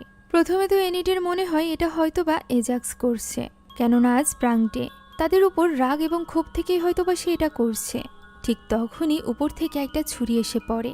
দেখা যায় উপরে রয়েছে অসংখ্য ছুরি, যার একটা একটা পড়তে আরম্ভ করলে তাদের শরীরের কোনো অংশই খুঁজে পাওয়া যাবে না। মৃত্যু নিশ্চিত দেখে এনিড বুঝতে পারে এটা কোনো প্রাঙ্ক না। এদিকে ওয়েন্সডে থিংয়ের সাথে বেরিয়ে পড়েছিল এনিডকে খুঁজতে। পথেই তার দেখা হয় তার মিউজিকের টিচারের সাথে। তার সাথে কথা বলে ওয়েন্সডের এখানে মাথায় একটা বুদ্ধি আসে। সে যে নোটটি পেয়েছিল এটা মূলত একটা মিউজিক্যাল নোট ছিল। তাই সে সরাসরি চলে যায় মিউজিকের রুমে। সেখানে গিয়ে সে পিয়ানোতে ডেট বাজায়। সাথে সাথে খুলে যায় একটা সিক্রেট দরজা। এর ভেতরে একটা সুড়ঙ্গ পথ পাওয়া যায়, যেটা কোথাও একটা নিয়ে যাচ্ছিল ওয়েন্সডেকে। যাওয়ার সময় হঠাৎ করেই পেছনে কারোর একটা ছায়া দেখা যায়। লাল হুডি পরা মুখোশধারী এই ব্যক্তিকে দেখে ওয়েন্সডে হতবাক হয়ে যায়, কেননা একটু পরপরই এই ব্যক্তি গায়েব হয়ে যাচ্ছিল। সেখানে পড়েছিল শুধুমাত্র তার মাস্ক, যেটাতে ওয়েন্সডের জন্য ওয়ার্নিং ছিল যে সময় পেরিয়ে যাচ্ছে। তাই সে দ্রুত চলে যায় সামনের দিকে এবং দেখতে পায় সে ক্লক টাওয়ারে পৌঁছে গিয়েছে। সেখানে একটা এলিভেটর ছিল, সে এলিভেটরের ভেতরে ঢুকে পড়ে। অন্যদিকে এই পুরো সময়ে এনিট এবং ব্রুনো এটা ভাবছিল যে এইভাবে তারা কি জন্য ফাঁসলো। এনিট বুঝতে পারে তার বান্ধবীর জন্যই এমনটি হয়েছে। ব্যাড লাক, খুনি এসব সব সময় তার বেস্ট ফ্রেন্ডের পিছু করে। তখন ব্রুনো বলে সে কেন তাহলে তার বেস্ট ফ্রেন্ডকে ছেড়ে দেয় না। উত্তরে এনিট বলে বাকিদের জন্য ওয়েন্সডে একটা অন্ধকার হলেও তার জন্য আলোর পথ। সে ওয়েন্সডেকে ছাড়া নিজের জীবন তো কল্পনাই করতে পারে না। এই কথা বলতে বলতে সে ইমোশনাল হয়ে পড়ে। ব্রুনো বলে যে তার জীবনেও এরকম কাউকে দরকার। তারা দুজনে এবার কথা না বাড়িয়ে ওই চেন থেকে নিজেদেরকে মুক্ত করার চেষ্টা করতে থাকে। এভাবেই তারা নিচে পড়ে যায়। তবে ভাগ্য ভালো, উপর থেকে কোনো ছুরি এসে তাদের গায়ে পড়ে না। তারা দুজন এখানে এইভাবে পড়ে থেকেই ক্লোজ হয়ে যায়। এরই মাঝে ওয়েন্সডে সেখানে চলে আসে, যাকে দেখে এনিট তাকে দ্রুত বাঁচাতে বলে। ওয়েন্সডে তখন থিংকে পাঠিয়ে দেয় তাদের শিকল খোলার জন্য। থিং যাওয়ার সময় একটা চিকন সুতার সাথে ধাক্কা লাগে, সাথে সাথে আশেপাশে অসংখ্য ছুরি পড়তে আরম্ভ করে। থিংয়ের উপরেও একটা ছুরি পড়ে। এমন সময় শুরু হয়ে যায় একটা ফাঁদ। উপর থেকে এখন সবগুলো ছুরি আস্তে আস্তে করে নিচের দিকে নামছিল, তাও আবার একসাথে। এখন ওই প্ল্যাটফর্মের উপর যে যে থাকবে সবাই শেষ হয়ে যাবে। ওয়েন্সডে বুঝতে পারে এই সব কিছু নিচে থাকা একটা মেশিনের সাথে কানেক্টেড, যেটা কানেক্টেড ছিল একটা টাইপরাইটারের সাথে। সে চলে যায় নিচে। অন্যদিকে এনিট চিৎকার করতে থাকে। এই টাইপরাইটারে একটা প্রশ্ন লেখা ছিল, যে প্রশ্নটা জড়িত ছিল সেখানে থাকা বইয়ের সাথে। ওয়েন্সডে মাথা ঠান্ডা করে ওই বইটি খোঁজার চেষ্টা করতে থাকে। এদিকে মৃত্যুর ভয়ে এনিটদের অবস্থা বেগতিক। ওয়েন্সডে চিৎকার করে তাকে শান্ত হতে বলে। আর এরপর ওই ছুরিগুলো যখন এনিটকে বিদ্ধ করতেই যাবে, ঠিক তখনই ওয়েন্সডে আসল উত্তর খুঁজে বের করে। যে উত্তরটি ছিল একটা বই রিলেটেড, আর ওই বইটির নাম ছিল দ্য ইনভিজিবল ম্যান। ওয়েন্সডে সময় নষ্ট না করে টাইপরাইটারে ওই নামটি লেখে। সাথে সাথে মেশিনটি বন্ধ হয়ে যায়। অল্পের জন্য বেঁচে যায় এনিট এবং ব্রুনো। আর এরপর ওই ছুরিগুলো আবারও উপরে উঠে যায়। ওই প্ল্যাটফর্মে এসে ওয়েন্সডে প্রথমে থিংকে বাঁচিয়ে নেয়। এরপর সে এনিট এবং ব্রুনোকে মুক্ত করতে যাবে, ঠিক তখনই কারোর একটা ক্লাপিং এর আওয়াজ হয়। আস্তে আস্তে করে তাদের সামনে প্রকট হয় অ্যাগনেস। হ্যাঁ, প্রথম থেকে ওই ক্রেজি স্টকার আর কেউ নয় বরং অ্যাগনেস ছিল, যে কিনা ওয়েন্সডের অ্যাটেনশন পাওয়ার জন্য এই সব কিছু করছিল। কেননা সে ছিল ওয়েন্সডের ফ্যান গার্ল, আর এর জন্য সে ওয়েন্সডের বেস্ট ফ্রেন্ডকে মারতে পর্যন্ত দ্বিধাবোধ করছিল না।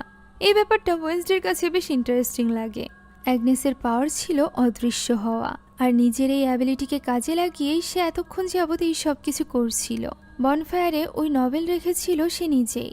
সে মূলত ওয়েন্সডের বেস্ট ফ্রেন্ড হতে চাইছিল, যেটা বুঝতে পেরে এনিট তার উপর আক্রমণ করতে যায়, যাকে বাধা দেয় ব্রুনো। তখন ওয়েন্সডে তাকে জিজ্ঞাসা করে যে সে কেন তাহলে টাইলারের বাবাকে মারল, যার প্রতি উত্তরে অ্যাগনেস জানায় যে সে তার পিছু করতে করতে অদৃশ্য অবস্থায় ওই বাড়ি পর্যন্ত পৌঁছে গিয়েছিল ঠিকই, তবে সে তাকে মারেনি। সে তো তার ব্যাপারে কিছুই জানতো না। তবে যদি ওয়েন্সডে চায় তাহলে সে তাকে ইনফরমেশন নেওয়ার জন্য হেল্প করতে পারে। ওয়েন্সডে এই ব্যাপারটা নিয়ে চুপ করে থাকে, কেননা এনিট কিছুতেই চাইছিল না যে তার সাথে ওয়েন্সডের ভালো সম্পর্ক হোক। এনিট তো তাকে লিফটে পর্যন্ত নেয় না। বেচারি ক্রিপি অ্যাগনেস সেখানেই দাঁড়িয়ে থাকে। অন্যদিকে বিয়ানকা গিয়ে পৌঁছেছিল মর্টিসিয়ার কাছে। সেখানে গিয়ে এবার সে তার সাইরেন সং এর পাওয়ার ব্যবহার করে এবং মর্টিসিয়াকে রাজি করে তার মায়ের সাথে কথা বলার জন্য। সম্মোহিত থাকার কারণে মর্টিসিয়াও এখানে রাজি হয়ে যায়। আর এরপর তার মেমোরি থেকে বিয়াঙ্কা নিজের এখানে আসার অস্তিত্বও মিটিয়ে দেয় এবং সেখান থেকে বেরিয়ে যায়। এদিকে ওয়েন্সডের উপর ভীষণভাবে রেগেছিল থিং, কেননা সে তার বার্থডে ভুলে গিয়েছিল। আর এই অপরাধের কোনো ক্ষমা হয় না, এটা ওয়েন্সডেও মানত। তাই সে এখানে নিজের জন্য একটা শাস্তির ব্যবস্থা এনেছিল। সে থিংকে বলে তার জন্য কঠিনতর শাস্তির ব্যবস্থা করতে, তবে থিং এতে রাজি হয় না। তখনই তার মনে পড়ে যায় ওই বইটির কথা, অর্থাৎ গরিসের বইয়ের কথা। বইটির নাম উচ্চারণ করা মাত্রই থিং ভেতরের দিকে চলে যায়। ওয়েন্সডে বুঝতে পারে বইটি সেখানে নেই। সে এই ব্যাপারে থিংকে জিজ্ঞাসা করে। থিং ভয়ে কাচুমুচু হয়ে যায়, কেননা ওই বইটি তো তার কাছ থেকে এসে মর্টিসিয়া নিয়ে গিয়েছিল, যেটা বুঝতে পেরে এবার ওয়েন্সডে তার মায়ের উপরই ক্ষেপে যায়। অন্যদিকে ওই সময় আমরা জঙ্গলের দৃশ্য দেখতে পাই। ওই লোকটিকে দেখতে পাই যার গাড়িকে ছলে কৌশলে ওয়েন্সডে ব্যবহার করেছিল ওই অ্যাসেলামে যাওয়ার জন্য। সে এখানে প্রিন্সিপালকে কল করেছিল এবং নেভারমোরের কোনো স্টুডেন্টকে আর কখনোই সে ড্রাইভিং শিখাবে না বলে জানিয়ে দিয়েছিল। সে যখন এই কথা বলছিল তখনই তার সামনে লের পেট জম্বি চলে আসে। গাড়িতে ধাক্কা লাগার ফলে সে নিচে পড়ে যায়। ফলে লোকটি চিন্তিত হয়ে পড়ে এবং গাড়ি থেকে নেমে দেখতে যায় সে কাকে অ্যাক্সিডেন্ট করলো। তবে সে সেখানে কাউকে দেখতে পায় না। এমন সময় ঠিক তার পেছনেই দাঁড়িয়ে ছিল ওই জীবিত লাশ, অর্থাৎ ওই জম্বি, যে কিনা তার উপর হামলা করে এবং তার ব্রেন খুলে খেয়ে ফেলে। অর্থাৎ আস্তে আস্তে এই জম্বি আরো বেশি ভয়ানক হয়ে উঠছিল, যে ব্যাপারে কোনো ধারণা ছিল না লে এবং তার বন্ধু ইউজিনের। এখান থেকে দৃশ্য পরিবর্তিত হয় এবং আমরা মরিসিয়া এবং গমেজকে দেখতে পাই, যারা দুজন মিলে থিংয়ের জন্য একটা স্পার আয়োজন করেছিল। তারা যে থিংয়ের বার্থডে ভুলে গেছে এই ব্যাপারটা নিয়ে তাদেরও অপরাধ বোধ হচ্ছিল। মরিসিয়া এখানে গমেজের সাথে এটাও শেয়ার করে যে তার হঠাৎ করে কেন জানি তার মায়ের সাথে কথা বলতে ইচ্ছা হচ্ছে, তাকে মেট গালাতে ডাকতে ইচ্ছা হচ্ছে। গমেজেরও ব্যাপারটা সুবিধার মনে হচ্ছিল না।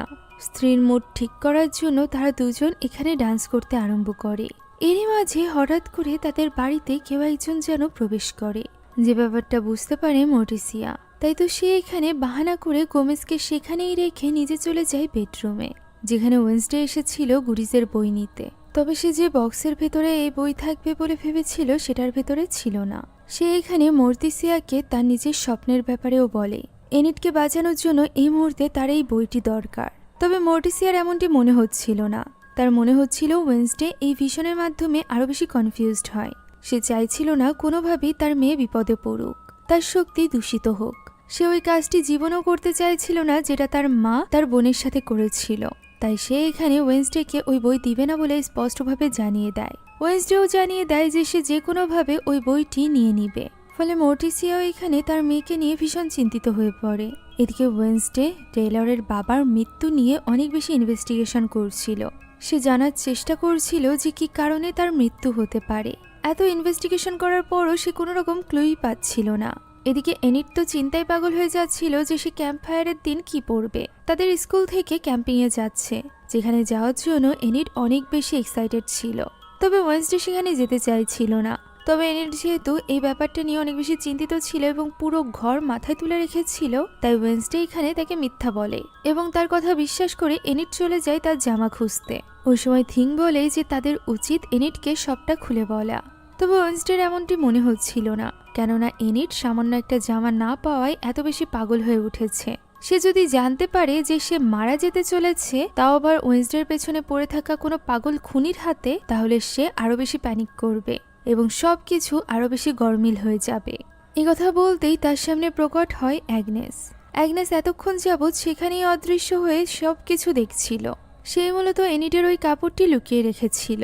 এনিট মারা যাবে এটা শুনে তো সে খুশিই হয়ে যায়, কেননা এটা হলে ওয়েনসডের বেস্ট ফ্রেন্ডের সিটটা খালি হয়ে যাবে। তখন ওয়েনসডে বলে যে সে এনিটকে কিছুই হতে দিবে না, সে ওই খুনিকে খুঁজে বের করবে। আর যদি সে জানতে পারে যে ওই খুনি আর কেউ নয় বরং অ্যাগনেস, একথা বলতেই অ্যাগনেস বলে ওঠে তাহলে ওয়েনসডে একটা নতুন নিয়মে তার জীবন নিয়ে নেবে। সে তো ওয়েনসডের জন্য জীবন দিতেও প্রস্তুত। তবে ওয়েনসডে তাকে একদমই নিজের ফ্রেন্ড অথবা সাথী বানাতে চায় না। তাই তো সে তাকে তার ফেরত আসার আগেই সেখান থেকে চলে যেতে বলে। অন্যদিকে রাতের বেলা একটা মানুষ খুন করার পর স্লার্প আপনা আপনি ফিরে এসেছিল ওই ঘরটির সামনে। লে তাকে আবারও এনে বেঁধে রেখেছিল। সে তাকে ব্রেন খেতে দেয় এবং ওই সময় ইউজিন দেখতে পায় তার নিজের ব্রেন খুব দ্রুত ডেভেলপ হচ্ছে। এর মানে সে যত বেশি ব্রেন খাবে ততই তার ব্রেন ডেভেলপ হবে। সে এখানে খাবার শেষ হয়ে যাওয়ার পর প্রথমবারের মতো অর্ধেক ওয়ার্ড বলে। সে ব্রেইনের ব্রে পর্যন্ত বলে, যা শুনে ইউজিন লেকে বলতে থাকে যে সে খুবই ডেঞ্জারাস হতে চলেছে। ঠিক তখনই পেছন থেকে সে ইউজিনের উপর হামলা করে, কেননা সে ইউজিনের ব্রেন খেতে চাইছিল। যেটা বুঝতে পেরেলে তার উপর ইলেকট্রিক শক দেয় এবং বলে ইউজিন থেকে দূরে থাকতে। এই ঘটনায় ভয় পেয়ে ইউজিন চাইছিল বাকিদেরকে এই ব্যাপারে জানিয়ে দিতে, তা না হলে স্লার্প আরো বেশি মারাত্মক হয়ে যেতে পারে। তবে লে এমনটি চাইছিল না, কেননা স্লার্প তার পেট ছিল এবং সে চাইছিল না যে তার উপর কোনো রকম এক্সপেরিমেন্ট হোক। ইউজিন বলে তাকে এইভাবে এখানে রেখে ক্যাম্পিংয়ে যাওয়া খুবই ডেঞ্জারাস হতে পারে। তবে লে অলরেডি একটা বুদ্ধি বের করে নিয়েছিল। আমরা দেখতে পাই স্লার্প বাকিদের উপর হামলা করলেও লের উপর কখনোই হামলা করতো না, সে যেন তাকে ভালোবাসত।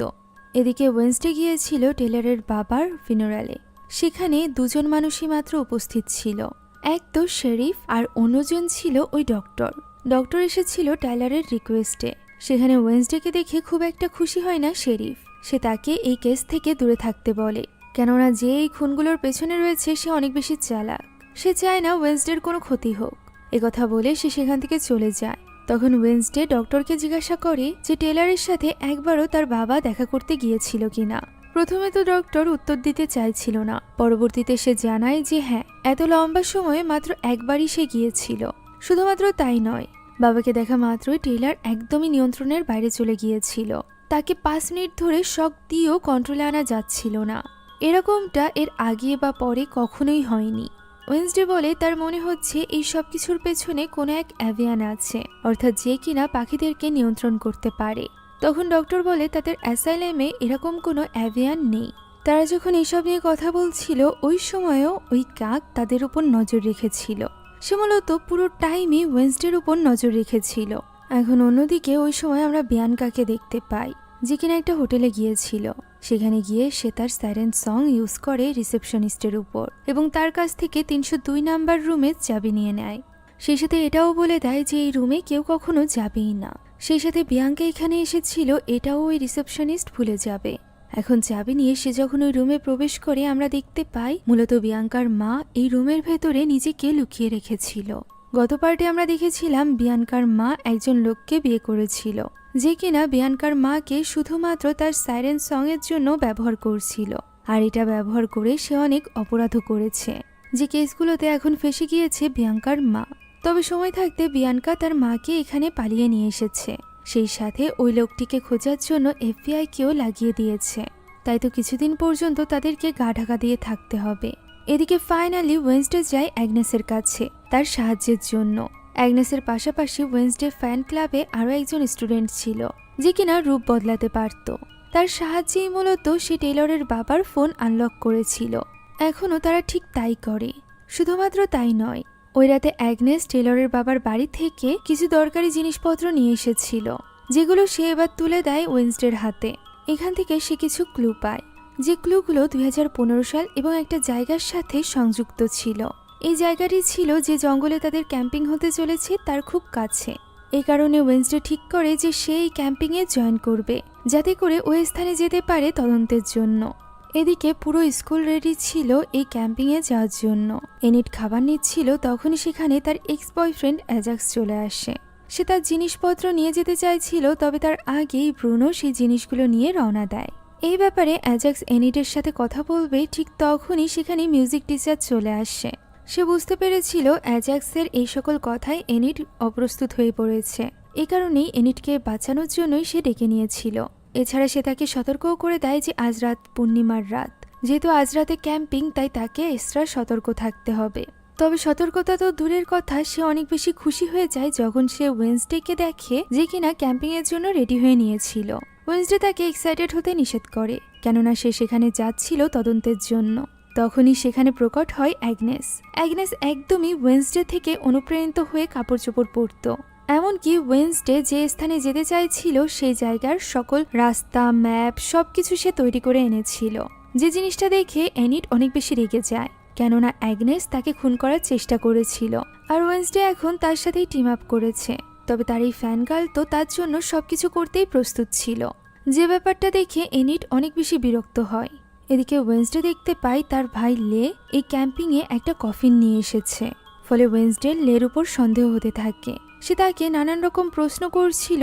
এমন সময় সেখানে গাড়ি নিয়ে চলে আসে গোমেজ এবং মর্টিসিয়া। তাদেরকে এখানে দেখে অবাক হয়ে যায় তার 2 ছেলে মেয়ে। তারা মোটেও চাইছিল না গোমেজ এবং মর্টিসিয়া তাদের আশেপাশে থাকুক। লে স্পষ্টভাবে জানিয়ে দেয় যে সে ইউজিনের সাথেই থাকবে। সেই সাথে ওয়েন্সডেও মর্টিসিয়ার সাথে কোনো রকম কথা বলতে চাইছিল না এবং সেখান থেকে চলে যায়। এখন সকলে যে যার মতো তাঁবু ফেলে বসে পড়ে। সবাই সবার মতো করে এনজয় করতে থাকে। এদিকে লে এবং ইউজিনের টেন্টের বাইরে লে অসংখ্য রকেটবাজি লাগিয়ে রেখেছিল, যে জিনিসটা দেখে ইউজিনের এবার সন্দেহ হয়। সে এই ব্যাপারে জিজ্ঞাসা করলে লে বলে এটা সাবধানতার জন্য। একথা শুনতেই ভেতরে চলে যায় ইউজিন এবং দেখতে পায় ভেতরে ওই কফিনের ভেতরে রয়েছে স্লার্প। ফলে অনেক বেশি ঘাবড়ে যায় ইউজিন। তখন লে বলে সেই তো বলেছিল যে তাকে ওইভাবে জঙ্গলে রেখে তারা আসতে পারবে না, এই কারণে লে এমন পদ্ধতি বের করেছিল। তবে ইউজিনের মতে সে এটা করে তার ফ্রেন্ডদেরকেও বিপদে ফেলেছে। সে স্পষ্টভাবে জানিয়ে দেয় যে সে এই জম্বির সাথে কিছুতেই রাত কাটাবে না। ওই সময় বাইরে তাদেরকে ডাকতে চলে আসে গোমেজ। গোমেজের গলা শুনে তারা দুজনই দ্রুত বাইরে চলে যায়। গোমেজ তাদের জন্য খাবার নিয়ে এসেছিল। ভেতরে আওয়াজ শুনে সে ভেতরে যাওয়ার চেষ্টা করলে লে তাকে আটকে দেয়। গোমেজের সন্দেহ হয়েছিল, তাই সে তাদেরকে অ্যাডভাইস করে যে সবসময় যেন তারা একসাথে থাকে।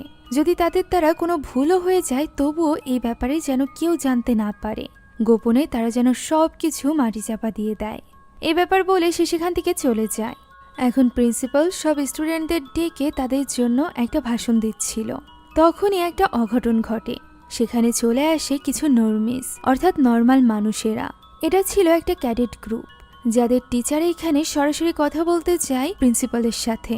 সে বলে সে আগেই এই ক্যাম্পটা বুক করেছে, তবে প্রিন্সিপালের দাবি ছিল সে এই ক্যাম্পটা আগে বুক করেছে। তো তাদের মধ্যে তর্ক শুরু হয়ে যায় এবং জানা যায় একজন ক্যাম্পের মালিকের কাছ থেকে বুক করেছিল, অন্যজন ক্যাম্পের মালিকের ছেলের কাছ থেকে বুক করেছিল। এই জন্য একই দিনে দুটো বুকিং হয়ে গিয়েছিল। তারা কোনো রকম সলিউশনে যেতে পারছিল না, যেটা দেখে এখানে ওয়েডনেসডে মাঝখানে আসে এবং তাদের সামনে একটা প্রতিযোগিতা রাখে, যে প্রতিযোগিতায় যে বিজেতা হবে সেই এখানে ক্যাম্পিং করবে। এই শর্ত দুই পক্ষই মেনে নেয় এবং নিজেরা প্রস্তুত হতে থাকে। এদিকে এই বুদ্ধিদাতা ওয়েডনেসডে কিছুতেই তাদের এই ফাঁদে পা দিতে চাইছিল না। এই প্রতিযোগিতার কারণে সে নিজের লক্ষ্য থেকে কিছুতেই সরবে না বলে ঠিক করে। এখন এই গহীন জঙ্গলের দুটো স্থানে দুই টিমের এক একটা করে এগ রাখা ছিল। যে এগকে রক্ষা করছিল ওই টিমের কয়েকজন মেম্বার। অন্য মেম্বাররা অ্যাটাকের জন্য আশেপাশেই অপেক্ষা করছিল। যে টিম অন্য টিমের ডিম নিয়ে আগে টাওয়ারের উপর রাখতে পারবে সেই টিমই বিজেতা হবে। ক্যাডেটের টিম এখানে অ্যাজেকের টুপি সরিয়ে দেয়, যার ফলে তারা খুব সহজেই নিজেদের এগ উদ্ধার করে নেয় এবং এই ব্যাপারে জানান দেয় বাকিদেরকে।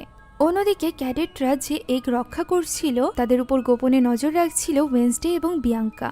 সেখানে প্রথমেই হামলা করে এনিট এবং ব্রুনো, তবে ক্যাডেট টিম তাদের সামনে টিয়ার গ্যাস ছেড়ে দেয় এবং নিজেরা মাস্ক পরে নেয়। ফলে অ্যানেট এবং ব্রুনো সেখানেই থেমে যায়। ওই সময় ওয়েডনেসডে তার দ্বিতীয় চাল চালে। ইউজিন মৌমাছিদের কন্ট্রোল করে তাদের কাছে পাঠিয়ে দেয়, যেটা ধোঁয়ার ভেতর দিয়ে গিয়ে তাদের উপর আক্রমণ করে। চারিদিকে সকলে যখন এই টিয়ার গ্যাস এবং মৌমাছির আক্রমণে কুপোকাত, তখন এর ভেতর থেকে বীরের মতো এগিয়ে যায় ওয়েডনেসডে। মানুষই তাকে কাঁদাতে পারে না, এই কেমিক্যাল তাকে কিভাবে কাঁদাবে। সে ওই একটা নিয়ে নেয় এবং বিয়াঙ্কা এই ব্যাপারে জানান দেয়। তবে সমস্যা হলো ক্যাডেটের টিম প্রায় পৌঁছে গিয়েছিল। এদিকে ওয়েডনেসডে এখনো অনেক দূরে। তো এই ব্যাপার নিয়ে সকলে ভীষণ চিন্তিত ছিল। আউটকাস্টের টিম প্রায় হার মেনেই নিয়েছিল। তবে এই ব্যাপারেও ওয়েডনেসডের কাছে পরিকল্পনা ছিল। সে ওই পাহাড়ের চূড়া থেকে টাওয়ারের উপর যাওয়ার জন্য একটা জিপলাইন ক্রিয়েট করে। অন্য টিম যখন সিঁড়ি দিয়ে উপরে উঠছিল তখন সে খুব সহজেই এই জিপলাইনের সাহায্যে দ্রুত সময়ের মধ্যে টাওয়ারের উপরে পৌঁছে যায় এবং অন্য টিমের ওই প্লেয়ারকে লাথি মেরে ফেলে দেয়, যার ফলে তাদের এগটাও ব্লাস্ট হয়ে যায়। ওয়েডনেসডে এবার নেভারমোরের এগটা জায়গা মতো রাখে এবং তারা জিতে যায়। আর এর পরপরই ওয়েডনেসডে নিজের পরিকল্পনা মাথায় নিয়ে ক্যাম্প থেকে বেরিয়ে পড়ে, যাতে করে সে দ্রুত সময়ের মধ্যে তার কাজ শেষ করে এখানে আবারও পৌঁছাতে পারে। প্রিন্সিপাল তাকে ধন্যবাদ জানাতে এসেছিল, যদিও এই ব্যাপারে খুব একটা গুরুত্ব না দিয়ে ওয়েডনেসডে বেরিয়ে পড়ে থিংয়ের সাথে। অন্যদিকে আমরা দেখতে পাই ক্যাডেট টিমের ক্যাপ্টেন তখনও পর্যন্ত হার মানেনি। তারা ঠিক করে যে আজ রাতে তারা নেভারমোরের ক্যাম্পের উপর হামলা করবে। এই ব্যাপারে কিছু না জানা পুরো ক্যাম্পিং টিম তো সেখানে বসে গান বাজনা করছিল। বেচারা অ্যাজাক্সও বুঝতে পারছিল ব্রুনো এবং এনিটের সম্পর্কের ব্যাপারটা।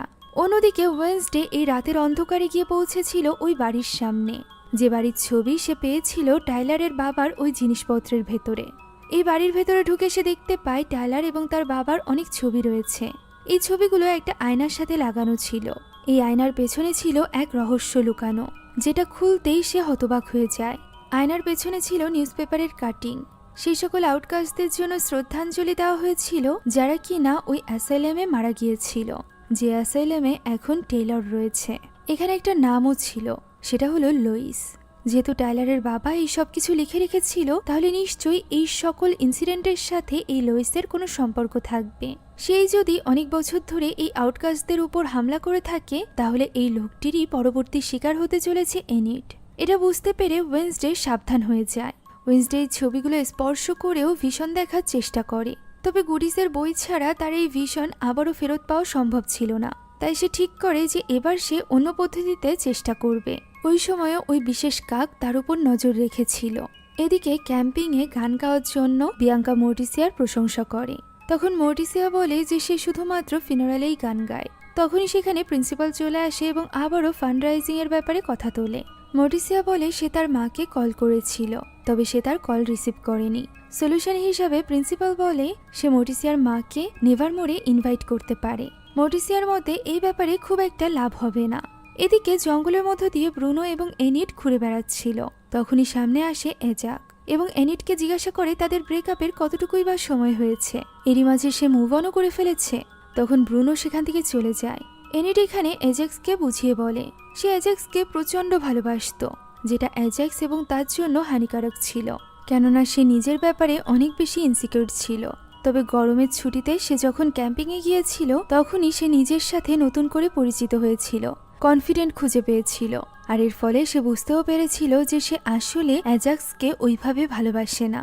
অ্যাজাক্সের মতে সে যদি তার সাথে আলোচনা করত তাহলে অ্যাজাক্স কখনোই তার পথের কাঁটা হয়ে দাঁড়াতো না। তবে এনিট তাকে কিছু না বলেই ব্রুনোর সাথে মুভ অন করে নিয়েছে। এনিট তার কাছে ক্ষমা চায়, তবে অ্যাজাক তাকে উলফের বদলে ইঁদুর বলে সেখান থেকে চলে যায়। তারা যাওয়া মাত্রই ঝোপঝাড় থেকে উঠে দাঁড়ায় ক্যাডেট গ্রুপের একটা টিম, যারা কিনা সুযোগ খুঁজছিল ক্যাম্পের ভেতরে প্রবেশ করার। অন্যদিকে ওয়েন্সডে এবার চ্যালেঞ্জ নিয়ে গিয়ে পৌঁছেছিল মর্টিসিয়ার সামনে। সে এক বিশেষ প্রকারের তলোয়ারের লড়াইয়ে মর্টিসিয়াকে আমন্ত্রণ জানায়, যে লড়াইয়ে তাদের চোখ বাঁধা থাকবে। আর এই লড়াই যদি ওয়েন্সডে জিতে যায় তাহলে মর্টিসিয়া তাকে গুডির বই ফেরত দিবে। মামের এই লড়াইয়ের কথা শুনে গোমেজ অনেক খুশি হয়ে যায় এবং নিজে চলে যায় গোসল করতে। তারা দুজন বেরিয়ে পড়ে লড়াইয়ের জন্য।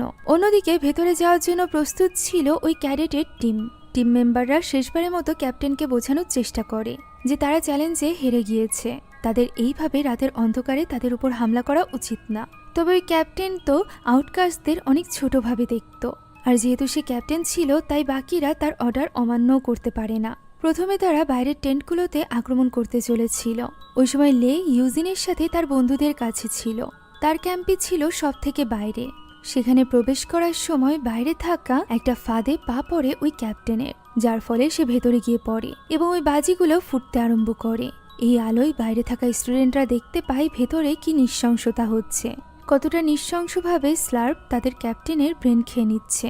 এদিকে বাজি ফুটতে আরম্ভ করলে লে এবং ইউজিন বুঝতে পারে এবং সেদিকে দৌড়ে চলে যায়। অন্যদিকে ওয়েন্সডে এবং মর্টিসিয়ার মধ্যে লড়াই শুরু হয়ে যায়। ওয়েন্সডে যেমন শর্ত রেখেছিল তেমনই মর্টিসিয়াও শর্ত রেখেছিল। সে শর্ত রেখেছিল যে যদি সে জিতে তাহলে সে গুডির বইটি পুড়িয়ে ফেলবে। এখানে তারা দুজন ছোট ছোট হার্ট লাগিয়ে নিয়েছিল, যে আগে ওই হার্ট ভাঙতে পারবে সেই জিতে যাবে। আর এই ব্যাপারে সাক্ষী হবে থিং। তাদের লড়াই শুরু হয়ে যায়। অন্যদিকে লে এবং ইউজিন টেন্টে পৌঁছে দেখতে পায় সেখানে স্লার্প নেই, বরং সেখানে ওই ক্যাপ্টেন মরে পড়ে আছে। তখনই সেখানে চলে আসে অ্যাগনেস। অ্যাগনেস এই ব্যাপারে লেকে রক্ষা করে ওয়েন্সডের মন আবারও জিততে চাইছিল। সে লের সাথে মিলে স্লার্পকে খুঁজে বের করতে চাইছিল, যে ব্যাপারে ইউজিন একদমই রাজি ছিল না। তখন লে বলে স্লার্প একদমই মারাত্মক নয়, সে কখনোই তার ব্রেন খেতে চায়নি। যার প্রতি উত্তরে অ্যাগনেস বলে তার ব্রেন থাকলে তো সে খাবে। এখন তারা দুজন জোর করে ইউজিনকে নিয়ে বেরিয়ে পড়ে স্লার্পকে খুঁজতে।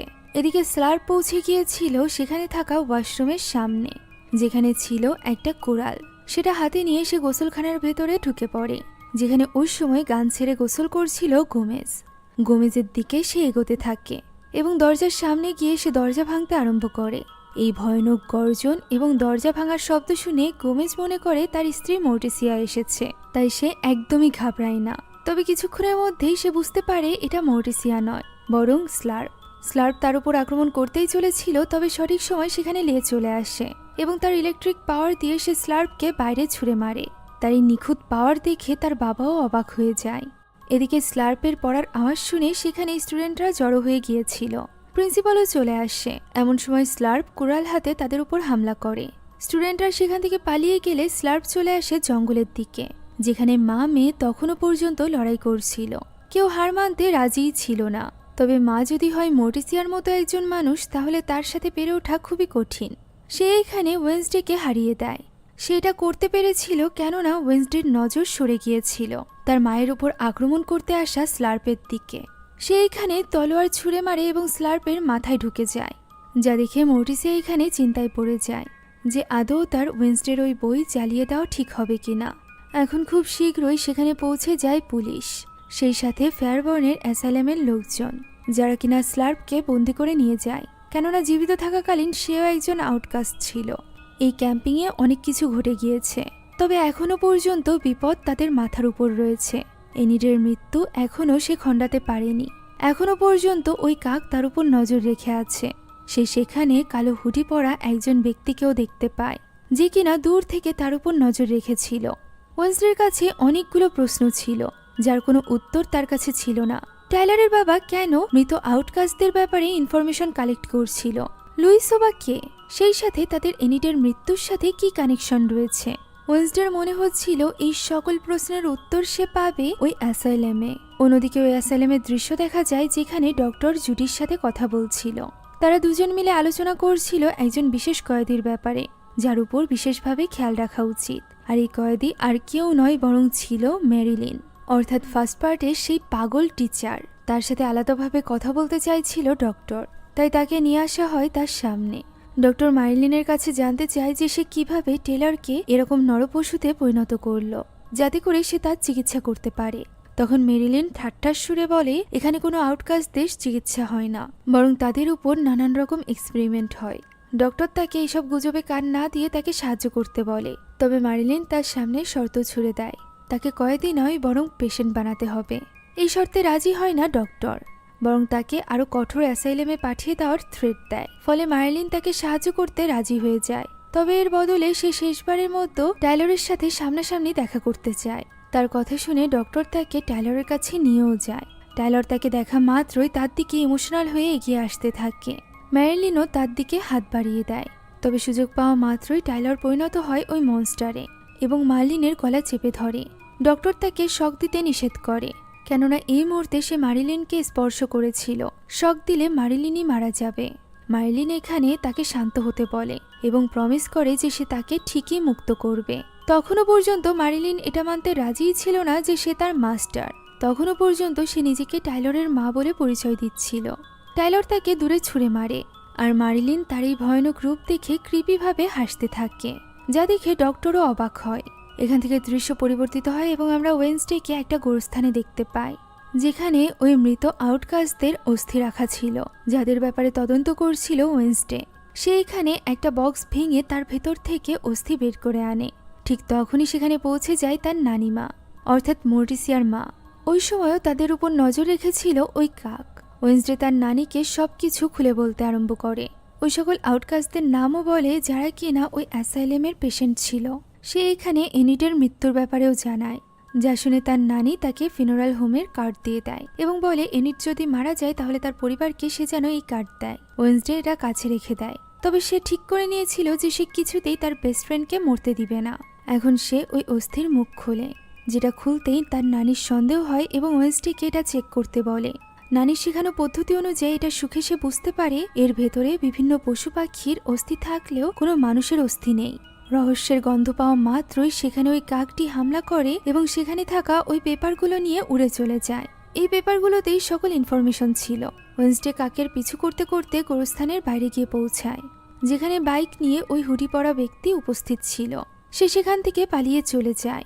ফলে নিরাশ হয়ে ওয়েন্সডে ফিরে আসে তার নানির কাছে এবং তাকে বলে এই গোরস্থান কিনে নিতে, যাতে করে সে ওই রহস্যময় আউটকাস্টদের উপর ইনভেস্টিগেশন করতে পারে। আর এর বদলে সে নানিকে দিবে তার মাকে হারানোর সুযোগ, আর সেটা হলো সে তার নানির বিজনেসে জয়েন করবে।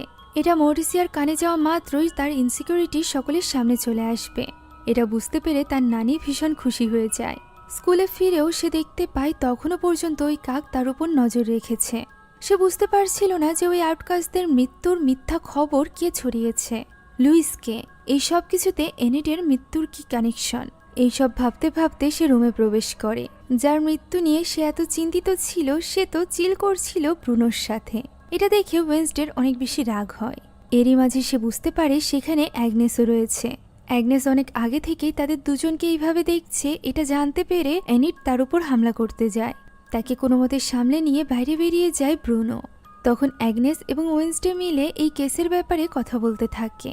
ওয়েন্সডে তার নভেল পাবলিশ করার জন্য যে পাবলিশারের কাছে তার নভেলের স্যাম্পল পাঠিয়েছিল, সে উত্তর পাঠিয়েছিল, যেটা অ্যাগনেস ওয়েন্সডেকে দেয়। সেই চিঠিতে ওয়েন্সডেকে পাগল বলে সম্বোধন করে, কেননা সে পাগলের মতো করে নভেল লিখেছে, যার যে পরিবর্তনগুলো করা দরকার সেগুলো সে করতে চাইছে না।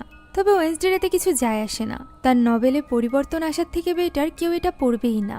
এমন সময় তার চোখ পড়ে বাইরে থাকা ওই অদ্ভুত কাকের দিকে। তার মতে তাদের হাতে বেশি সময় নেই, আর ওই অ্যাসাইলামের ব্যাপারে খোঁজ নিতে হলে তাদেরকে একমাত্র একজনই হেল্প করতে পারে, আর সেটা হলো তার আঙ্কেল ফেস্টার। ক্লক টাওয়ারে সে তাকে দেখা করার জন্য ডেকেছিল। সেখানে আসার পর সে তাকে ওই অ্যাসাইলামের কথা বললে আঙ্কেল ফেস্টার জানায় সে সেখানে বহুত আগে তার মায়ের জন্য গিয়েছিল। মূলত সে মরিসিয়ার কথা মতো অফিলিয়ার খোঁজে সেখানে গিয়েছিল। এটা জেনে ওয়েন্সডে অবাক হয়ে যায় যে ওইখানেই তার আন্টি অফিলিয়াও ছিল।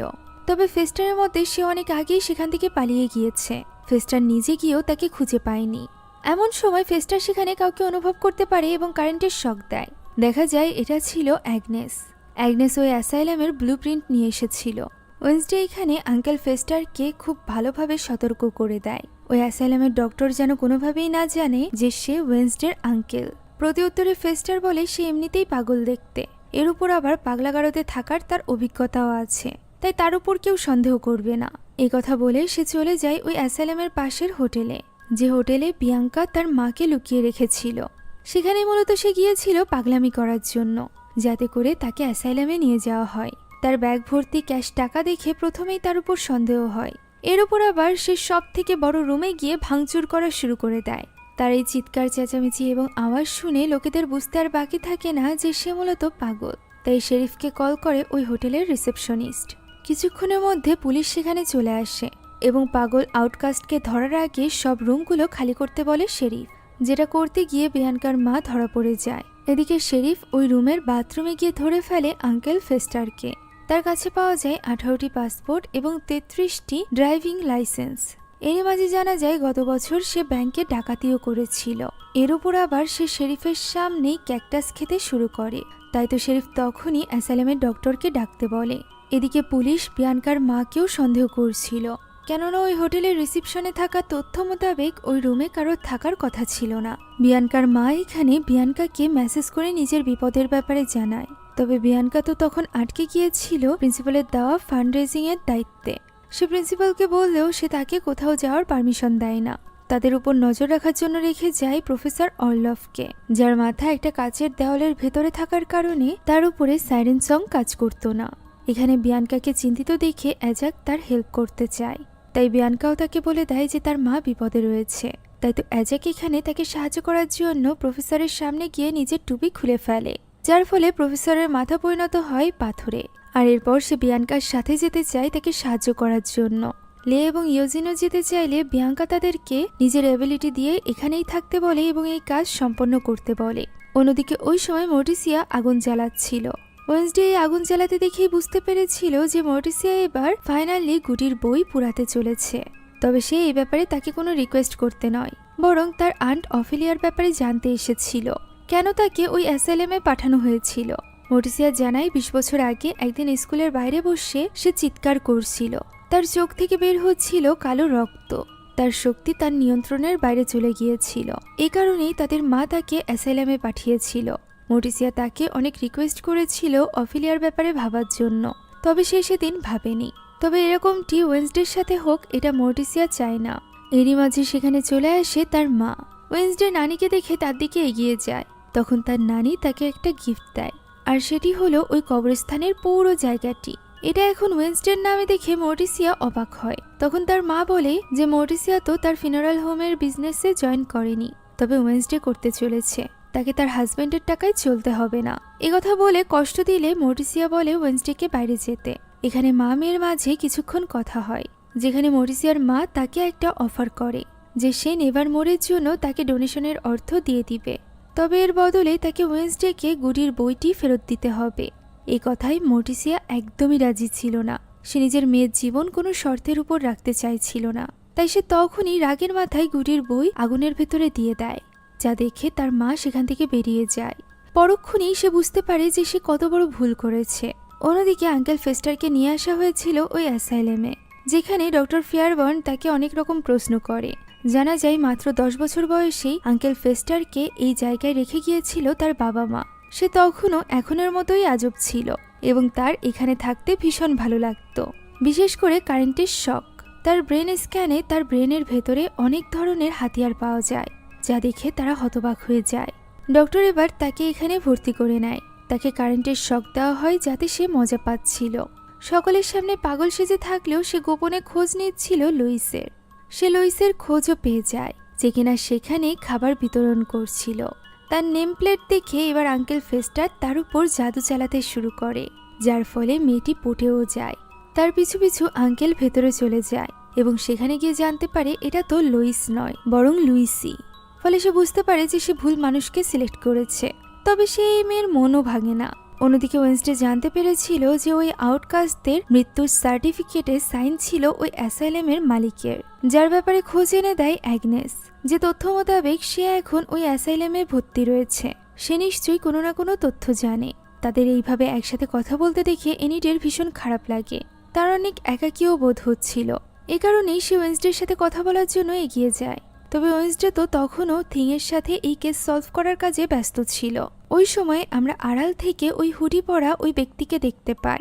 সে সাথে দেখতে পাই ওই অদ্ভুত কাকটিকেও।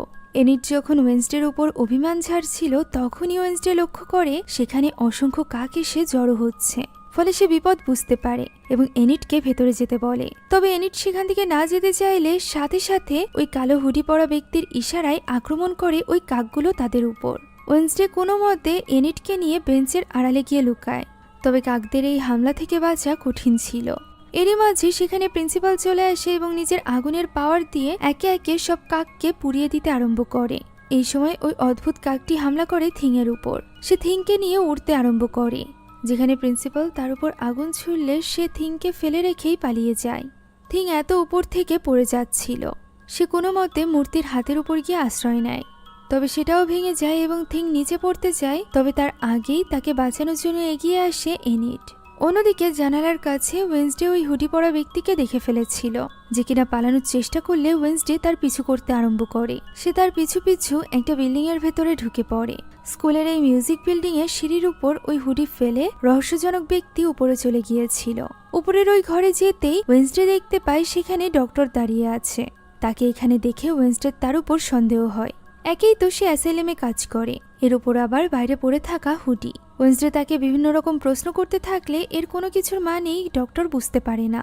তখনই সেখানে চলে আসে প্রফেসর কাপ্রি। কাপ্রি অনেক বেশি হাঁপাচ্ছিল, যে ব্যাপারটা লক্ষ্য করে ওয়েনসডে। সে এই ব্যাপারে প্রশ্ন করলে কাপ্রি বলে তার অনেক ক্লান্তময় একটা দিন গিয়েছে। এরপর সে স্পষ্টভাবে ওয়েনসডের কাছে জিজ্ঞাসা করে সে কি তার অর্কেস্ট্রাতে জয়েন করবে না। ওয়েনসডে এবার রাজি হয়ে যায়, কেননা তার কাপ্রির উপরও সন্দেহ হয়েছিল। এদিকে বিয়াঙ্কা এবং অ্যাজাক্স পৌঁছে গিয়েছিল পুলিশ স্টেশনে, যেখানে তখনও পর্যন্ত তার মা পুলিশদেরকে কিছুই বলেনি। বিয়াঙ্কা এখানে ওই দুই পুলিশ অফিসারের সাথে আলাদাভাবে কথা বলতে চায়। কথা বলে তাদেরকে সরিয়ে নিয়ে গিয়ে তাদের উপর নিজের শক্তি প্রয়োগ করে, যার ফলে তারা বিয়াঙ্কার মায়ের ব্যাপারে সম্পূর্ণরূপে ভুলে যায়। সেই সাথে তাদেরকে মুক্ত করে দেয়।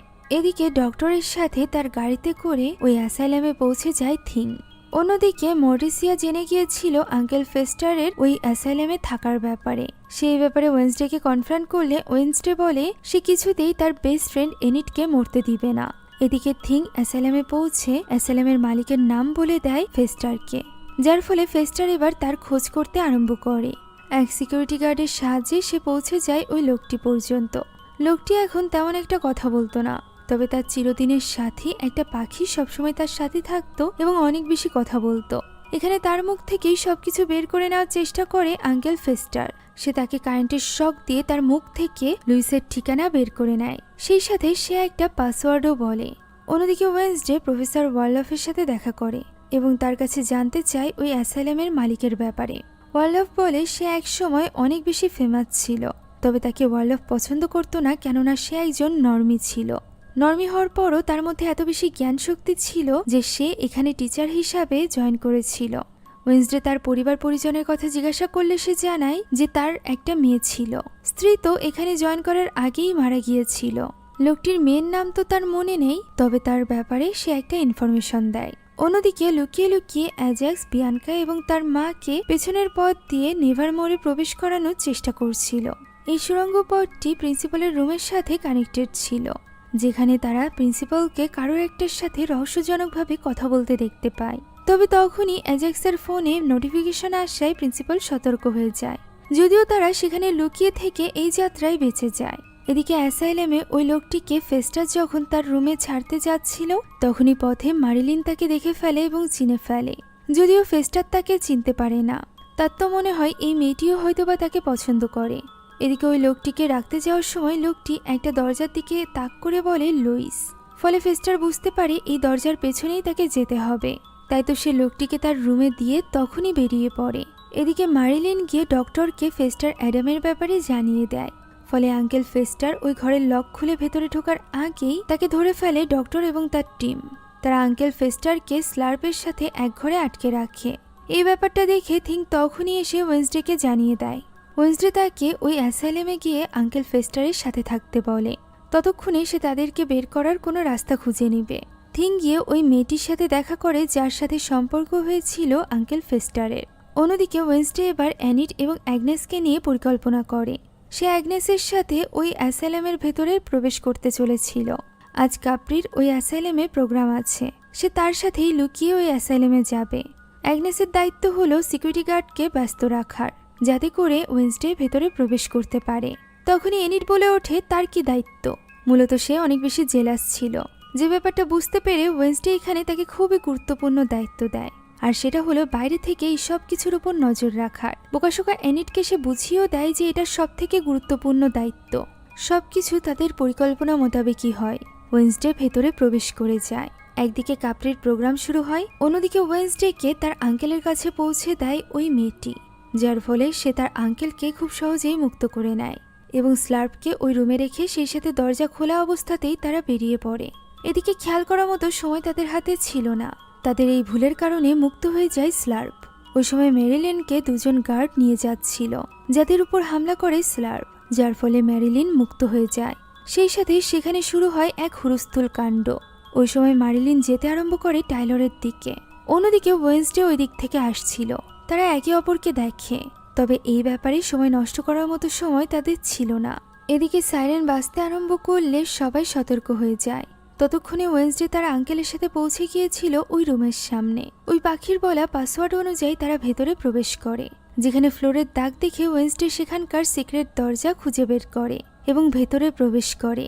অ্যাসাইলামে লোকানো এই দরজার পেছনে ছিল যেন এক অন্য জগৎ। আউটকাস্টদের মৃত্যুর কথা বলে এই স্থানে এনে এক্সপেরিমেন্ট করা হতো, আর এই এক্সপেরিমেন্টের নামই ছিল লুইস।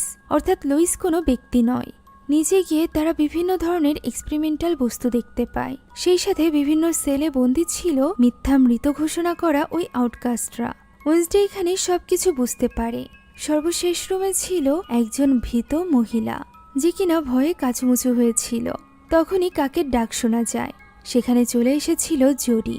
হ্যাঁ, এই সব কিছুর পেছনে জোডি ছিল। এখানেই খোলে আসল রহস্য। মূলত এই অ্যাসাইলামের মালিক, যে কিনা একজন নর্মি ছিল, সে চাইছিল আউটকাস্টদের উপর এক্সপেরিমেন্ট করে তাদের এই শক্তি নর্মিদের মধ্যেও নিয়ে আসা, যাতে করে নর্মাল মানুষও অনেক শক্তিশালী হতে পারে। আর এই এক্সপেরিমেন্টের জন্য সে প্রথমেই ব্যবহার করেছিল নিজের মেয়েকে। জোডি একদমই স্বাভাবিক মানুষ হিসাবে জন্মগ্রহণ করেছিল, যার উপর এক্সপেরিমেন্ট করে তাকে একজন আউটকাস্টে পরিণত করেছিল তার বাবা। সে এখন পাখিদেরকে নিয়ন্ত্রণ করতে পারত, ঠিক অ্যাভিয়েনদের মতো করে। ওয়েন্সডে এখানে জুডিকে তার কথায় ব্যস্ত রেখেছিল, আর এই সুযোগে আঙ্কেল ফেস্টার তার উপর হামলা করে। তবে তার শক্তির কারণে সেখানে এক ইলেকট্রিক ব্লাস্ট হয়, যার ফলে পুরো অ্যাসাইলামে বৈদ্যুতিক সংযোগ বিচ্ছিন্ন হয়ে পড়ে, যা দেখে দ্রুত পুলিশকে খবর দেয় বাইরে থাকা এনিট। এদিকে বৈদ্যুতিক সংযোগ না থাকায় সকল রুমের দরজা আপনা আপনি খুলে যায়। ফলে এক্সপেরিমেন্টের জন্য আটকে রাখা সব আউটকাস্টরা হামলা করে জোডির উপর। জোডি সেখান থেকে পালাতে থাকে। তবে একজন আউটকাস্ট তখনও ওই রুমের ভেতরে ছিল, অর্থাৎ ভীত ওই মেয়েটি, যাকে ফেলে রেখে ওয়েন্সডে যেতে চাইছিল না। সে তাকে সাথে করে নিয়ে যেতে থাকে। অন্যদিকে সুযোগ পেয়ে মারিলিন চলে গিয়েছিল টাইলারের কাছে। সে সেখানে গিয়ে তাকে মুক্ত করে ফেলে। তবে টাইলার ততক্ষণে বুঝে গিয়েছিল যে মারিলিন কিভাবে তাকে এই মনস্টারে পরিণত করেছে, যে কারণে সে মারিলিনের উপরই হামলা করে। সে তাকে শেষবারের মতো পালানোর সুযোগও দেয়। মারিলিন এখানে তাকে ওয়েন্সডের ব্যাপারেও জানিয়ে দেয় যে এই অ্যাসাইলামে ওয়েন্সডেও রয়েছে। টাইলার এবার পুরোপুরি মনস্টারে পরিণত হয় এবং মারিলিনকে তাড়া করতে আরম্ভ করে। এক পর্যায়ে সে মারিলিনকে খুবই নৃশংসভাবে হত্যা করে। এবার তার টার্গেট ছিল ওয়েন্সডে, কেননা ওয়েন্সডের সাথেই তার 1 বছর পুরনো শত্রুতা রয়েছে। অন্যদিকে এই অ্যাসাইলামের মালিককে বাঁচিয়ে ডক্টর নিয়ে যায় নিজের রুমে। তবে সেখানে তো আগে থেকেই স্লার্প অপেক্ষা করছিল। যে কিনা প্রথমে ডক্টরের ব্রেন খায় আর এরপর এই অ্যাসাইলামের অসুস্থ মালিককে হ্যালো ফ্রেন্ড বলে, যা শুনে আমরা বুঝতে পারি তারা পূর্ব পরিচিত। স্লার্প এখানে তার ব্রেনও খেয়ে নেয়। অন্যদিকে ওয়েন্সডে ওই মেয়েটিকে নিয়ে পালাচ্ছিল। তখনই সে টাইলারকে তার পিছু করতে দেখতে পায় এবং ওই মেয়েটিকে দ্রুত পালিয়ে যেতে বলে। ততক্ষণে বাইরে পুলিশ চলে এসেছিল, তবে ওয়েন্সডে বুঝতে পেরেছিল তার পালিয়ে কোনো লাভ নেই। টাইলার তার সামনে আসে আর এরপর তাকে ধাক্কা মেরে উপর থেকে নিচে ফেলে দেয়। এত উপর থেকে পড়ার কারণে ওয়েন্সডের অবস্থা বেশ বেগতিক হয়ে পড়ে। মনস্টার টাইলারও সকলের সামনে বেরিয়ে আসে। পুলিশরা তাকে ধরার চেষ্টা করে, তবে ধরতে পারে না। সে সেখান থেকে পালিয়ে যায়। ওয়েন্সডের কণ্ঠে আমরা শুনতে পারি যে তার মা হয়তোবা ঠিকই বলেছিল, ওয়েন্সডে সবকিছু ধ্বংস করে দিবে পুরোপুরিভাবে। এরই সাথে শেষ হয়ে যায় ওয়েন্সডে সিজন 2 এর প্রথম অংশ। দ্বিতীয় অর্থাৎ শেষ অংশ রিলিজ পাবে আগামী মাসের 3 তারিখে। ততদিন পর্যন্ত আমার মতো আপনারাও অপেক্ষা করুন। রিলিজ পাওয়া মাত্রই দ্রুত আপনাদের জন্য এক্সপ্লেনেশন নিয়ে আসবো। আপাতত বেস্ট ফ্রেন্ডকে বাঁচানোর জন্য ওয়েন্সডের এই পাগলামি আপনাদের কাছে কেমন লাগছে তা কমেন্টে জানাতে ভুলবেন না। সেই সাথে আমাদের চ্যানেলে নতুন হয়ে থাকলে please subscribe to our channel. নতুন যে কোনো ভিডিওর আপডেট পেতে এখনই জয়েন করুন আমাদের হোয়াটসঅ্যাপ চ্যানেলে, লিঙ্ক ডেসক্রিপশন বক্সে পেয়ে যাবেন। Thank you so much for watching this video. আল্লাহ হাফেজ।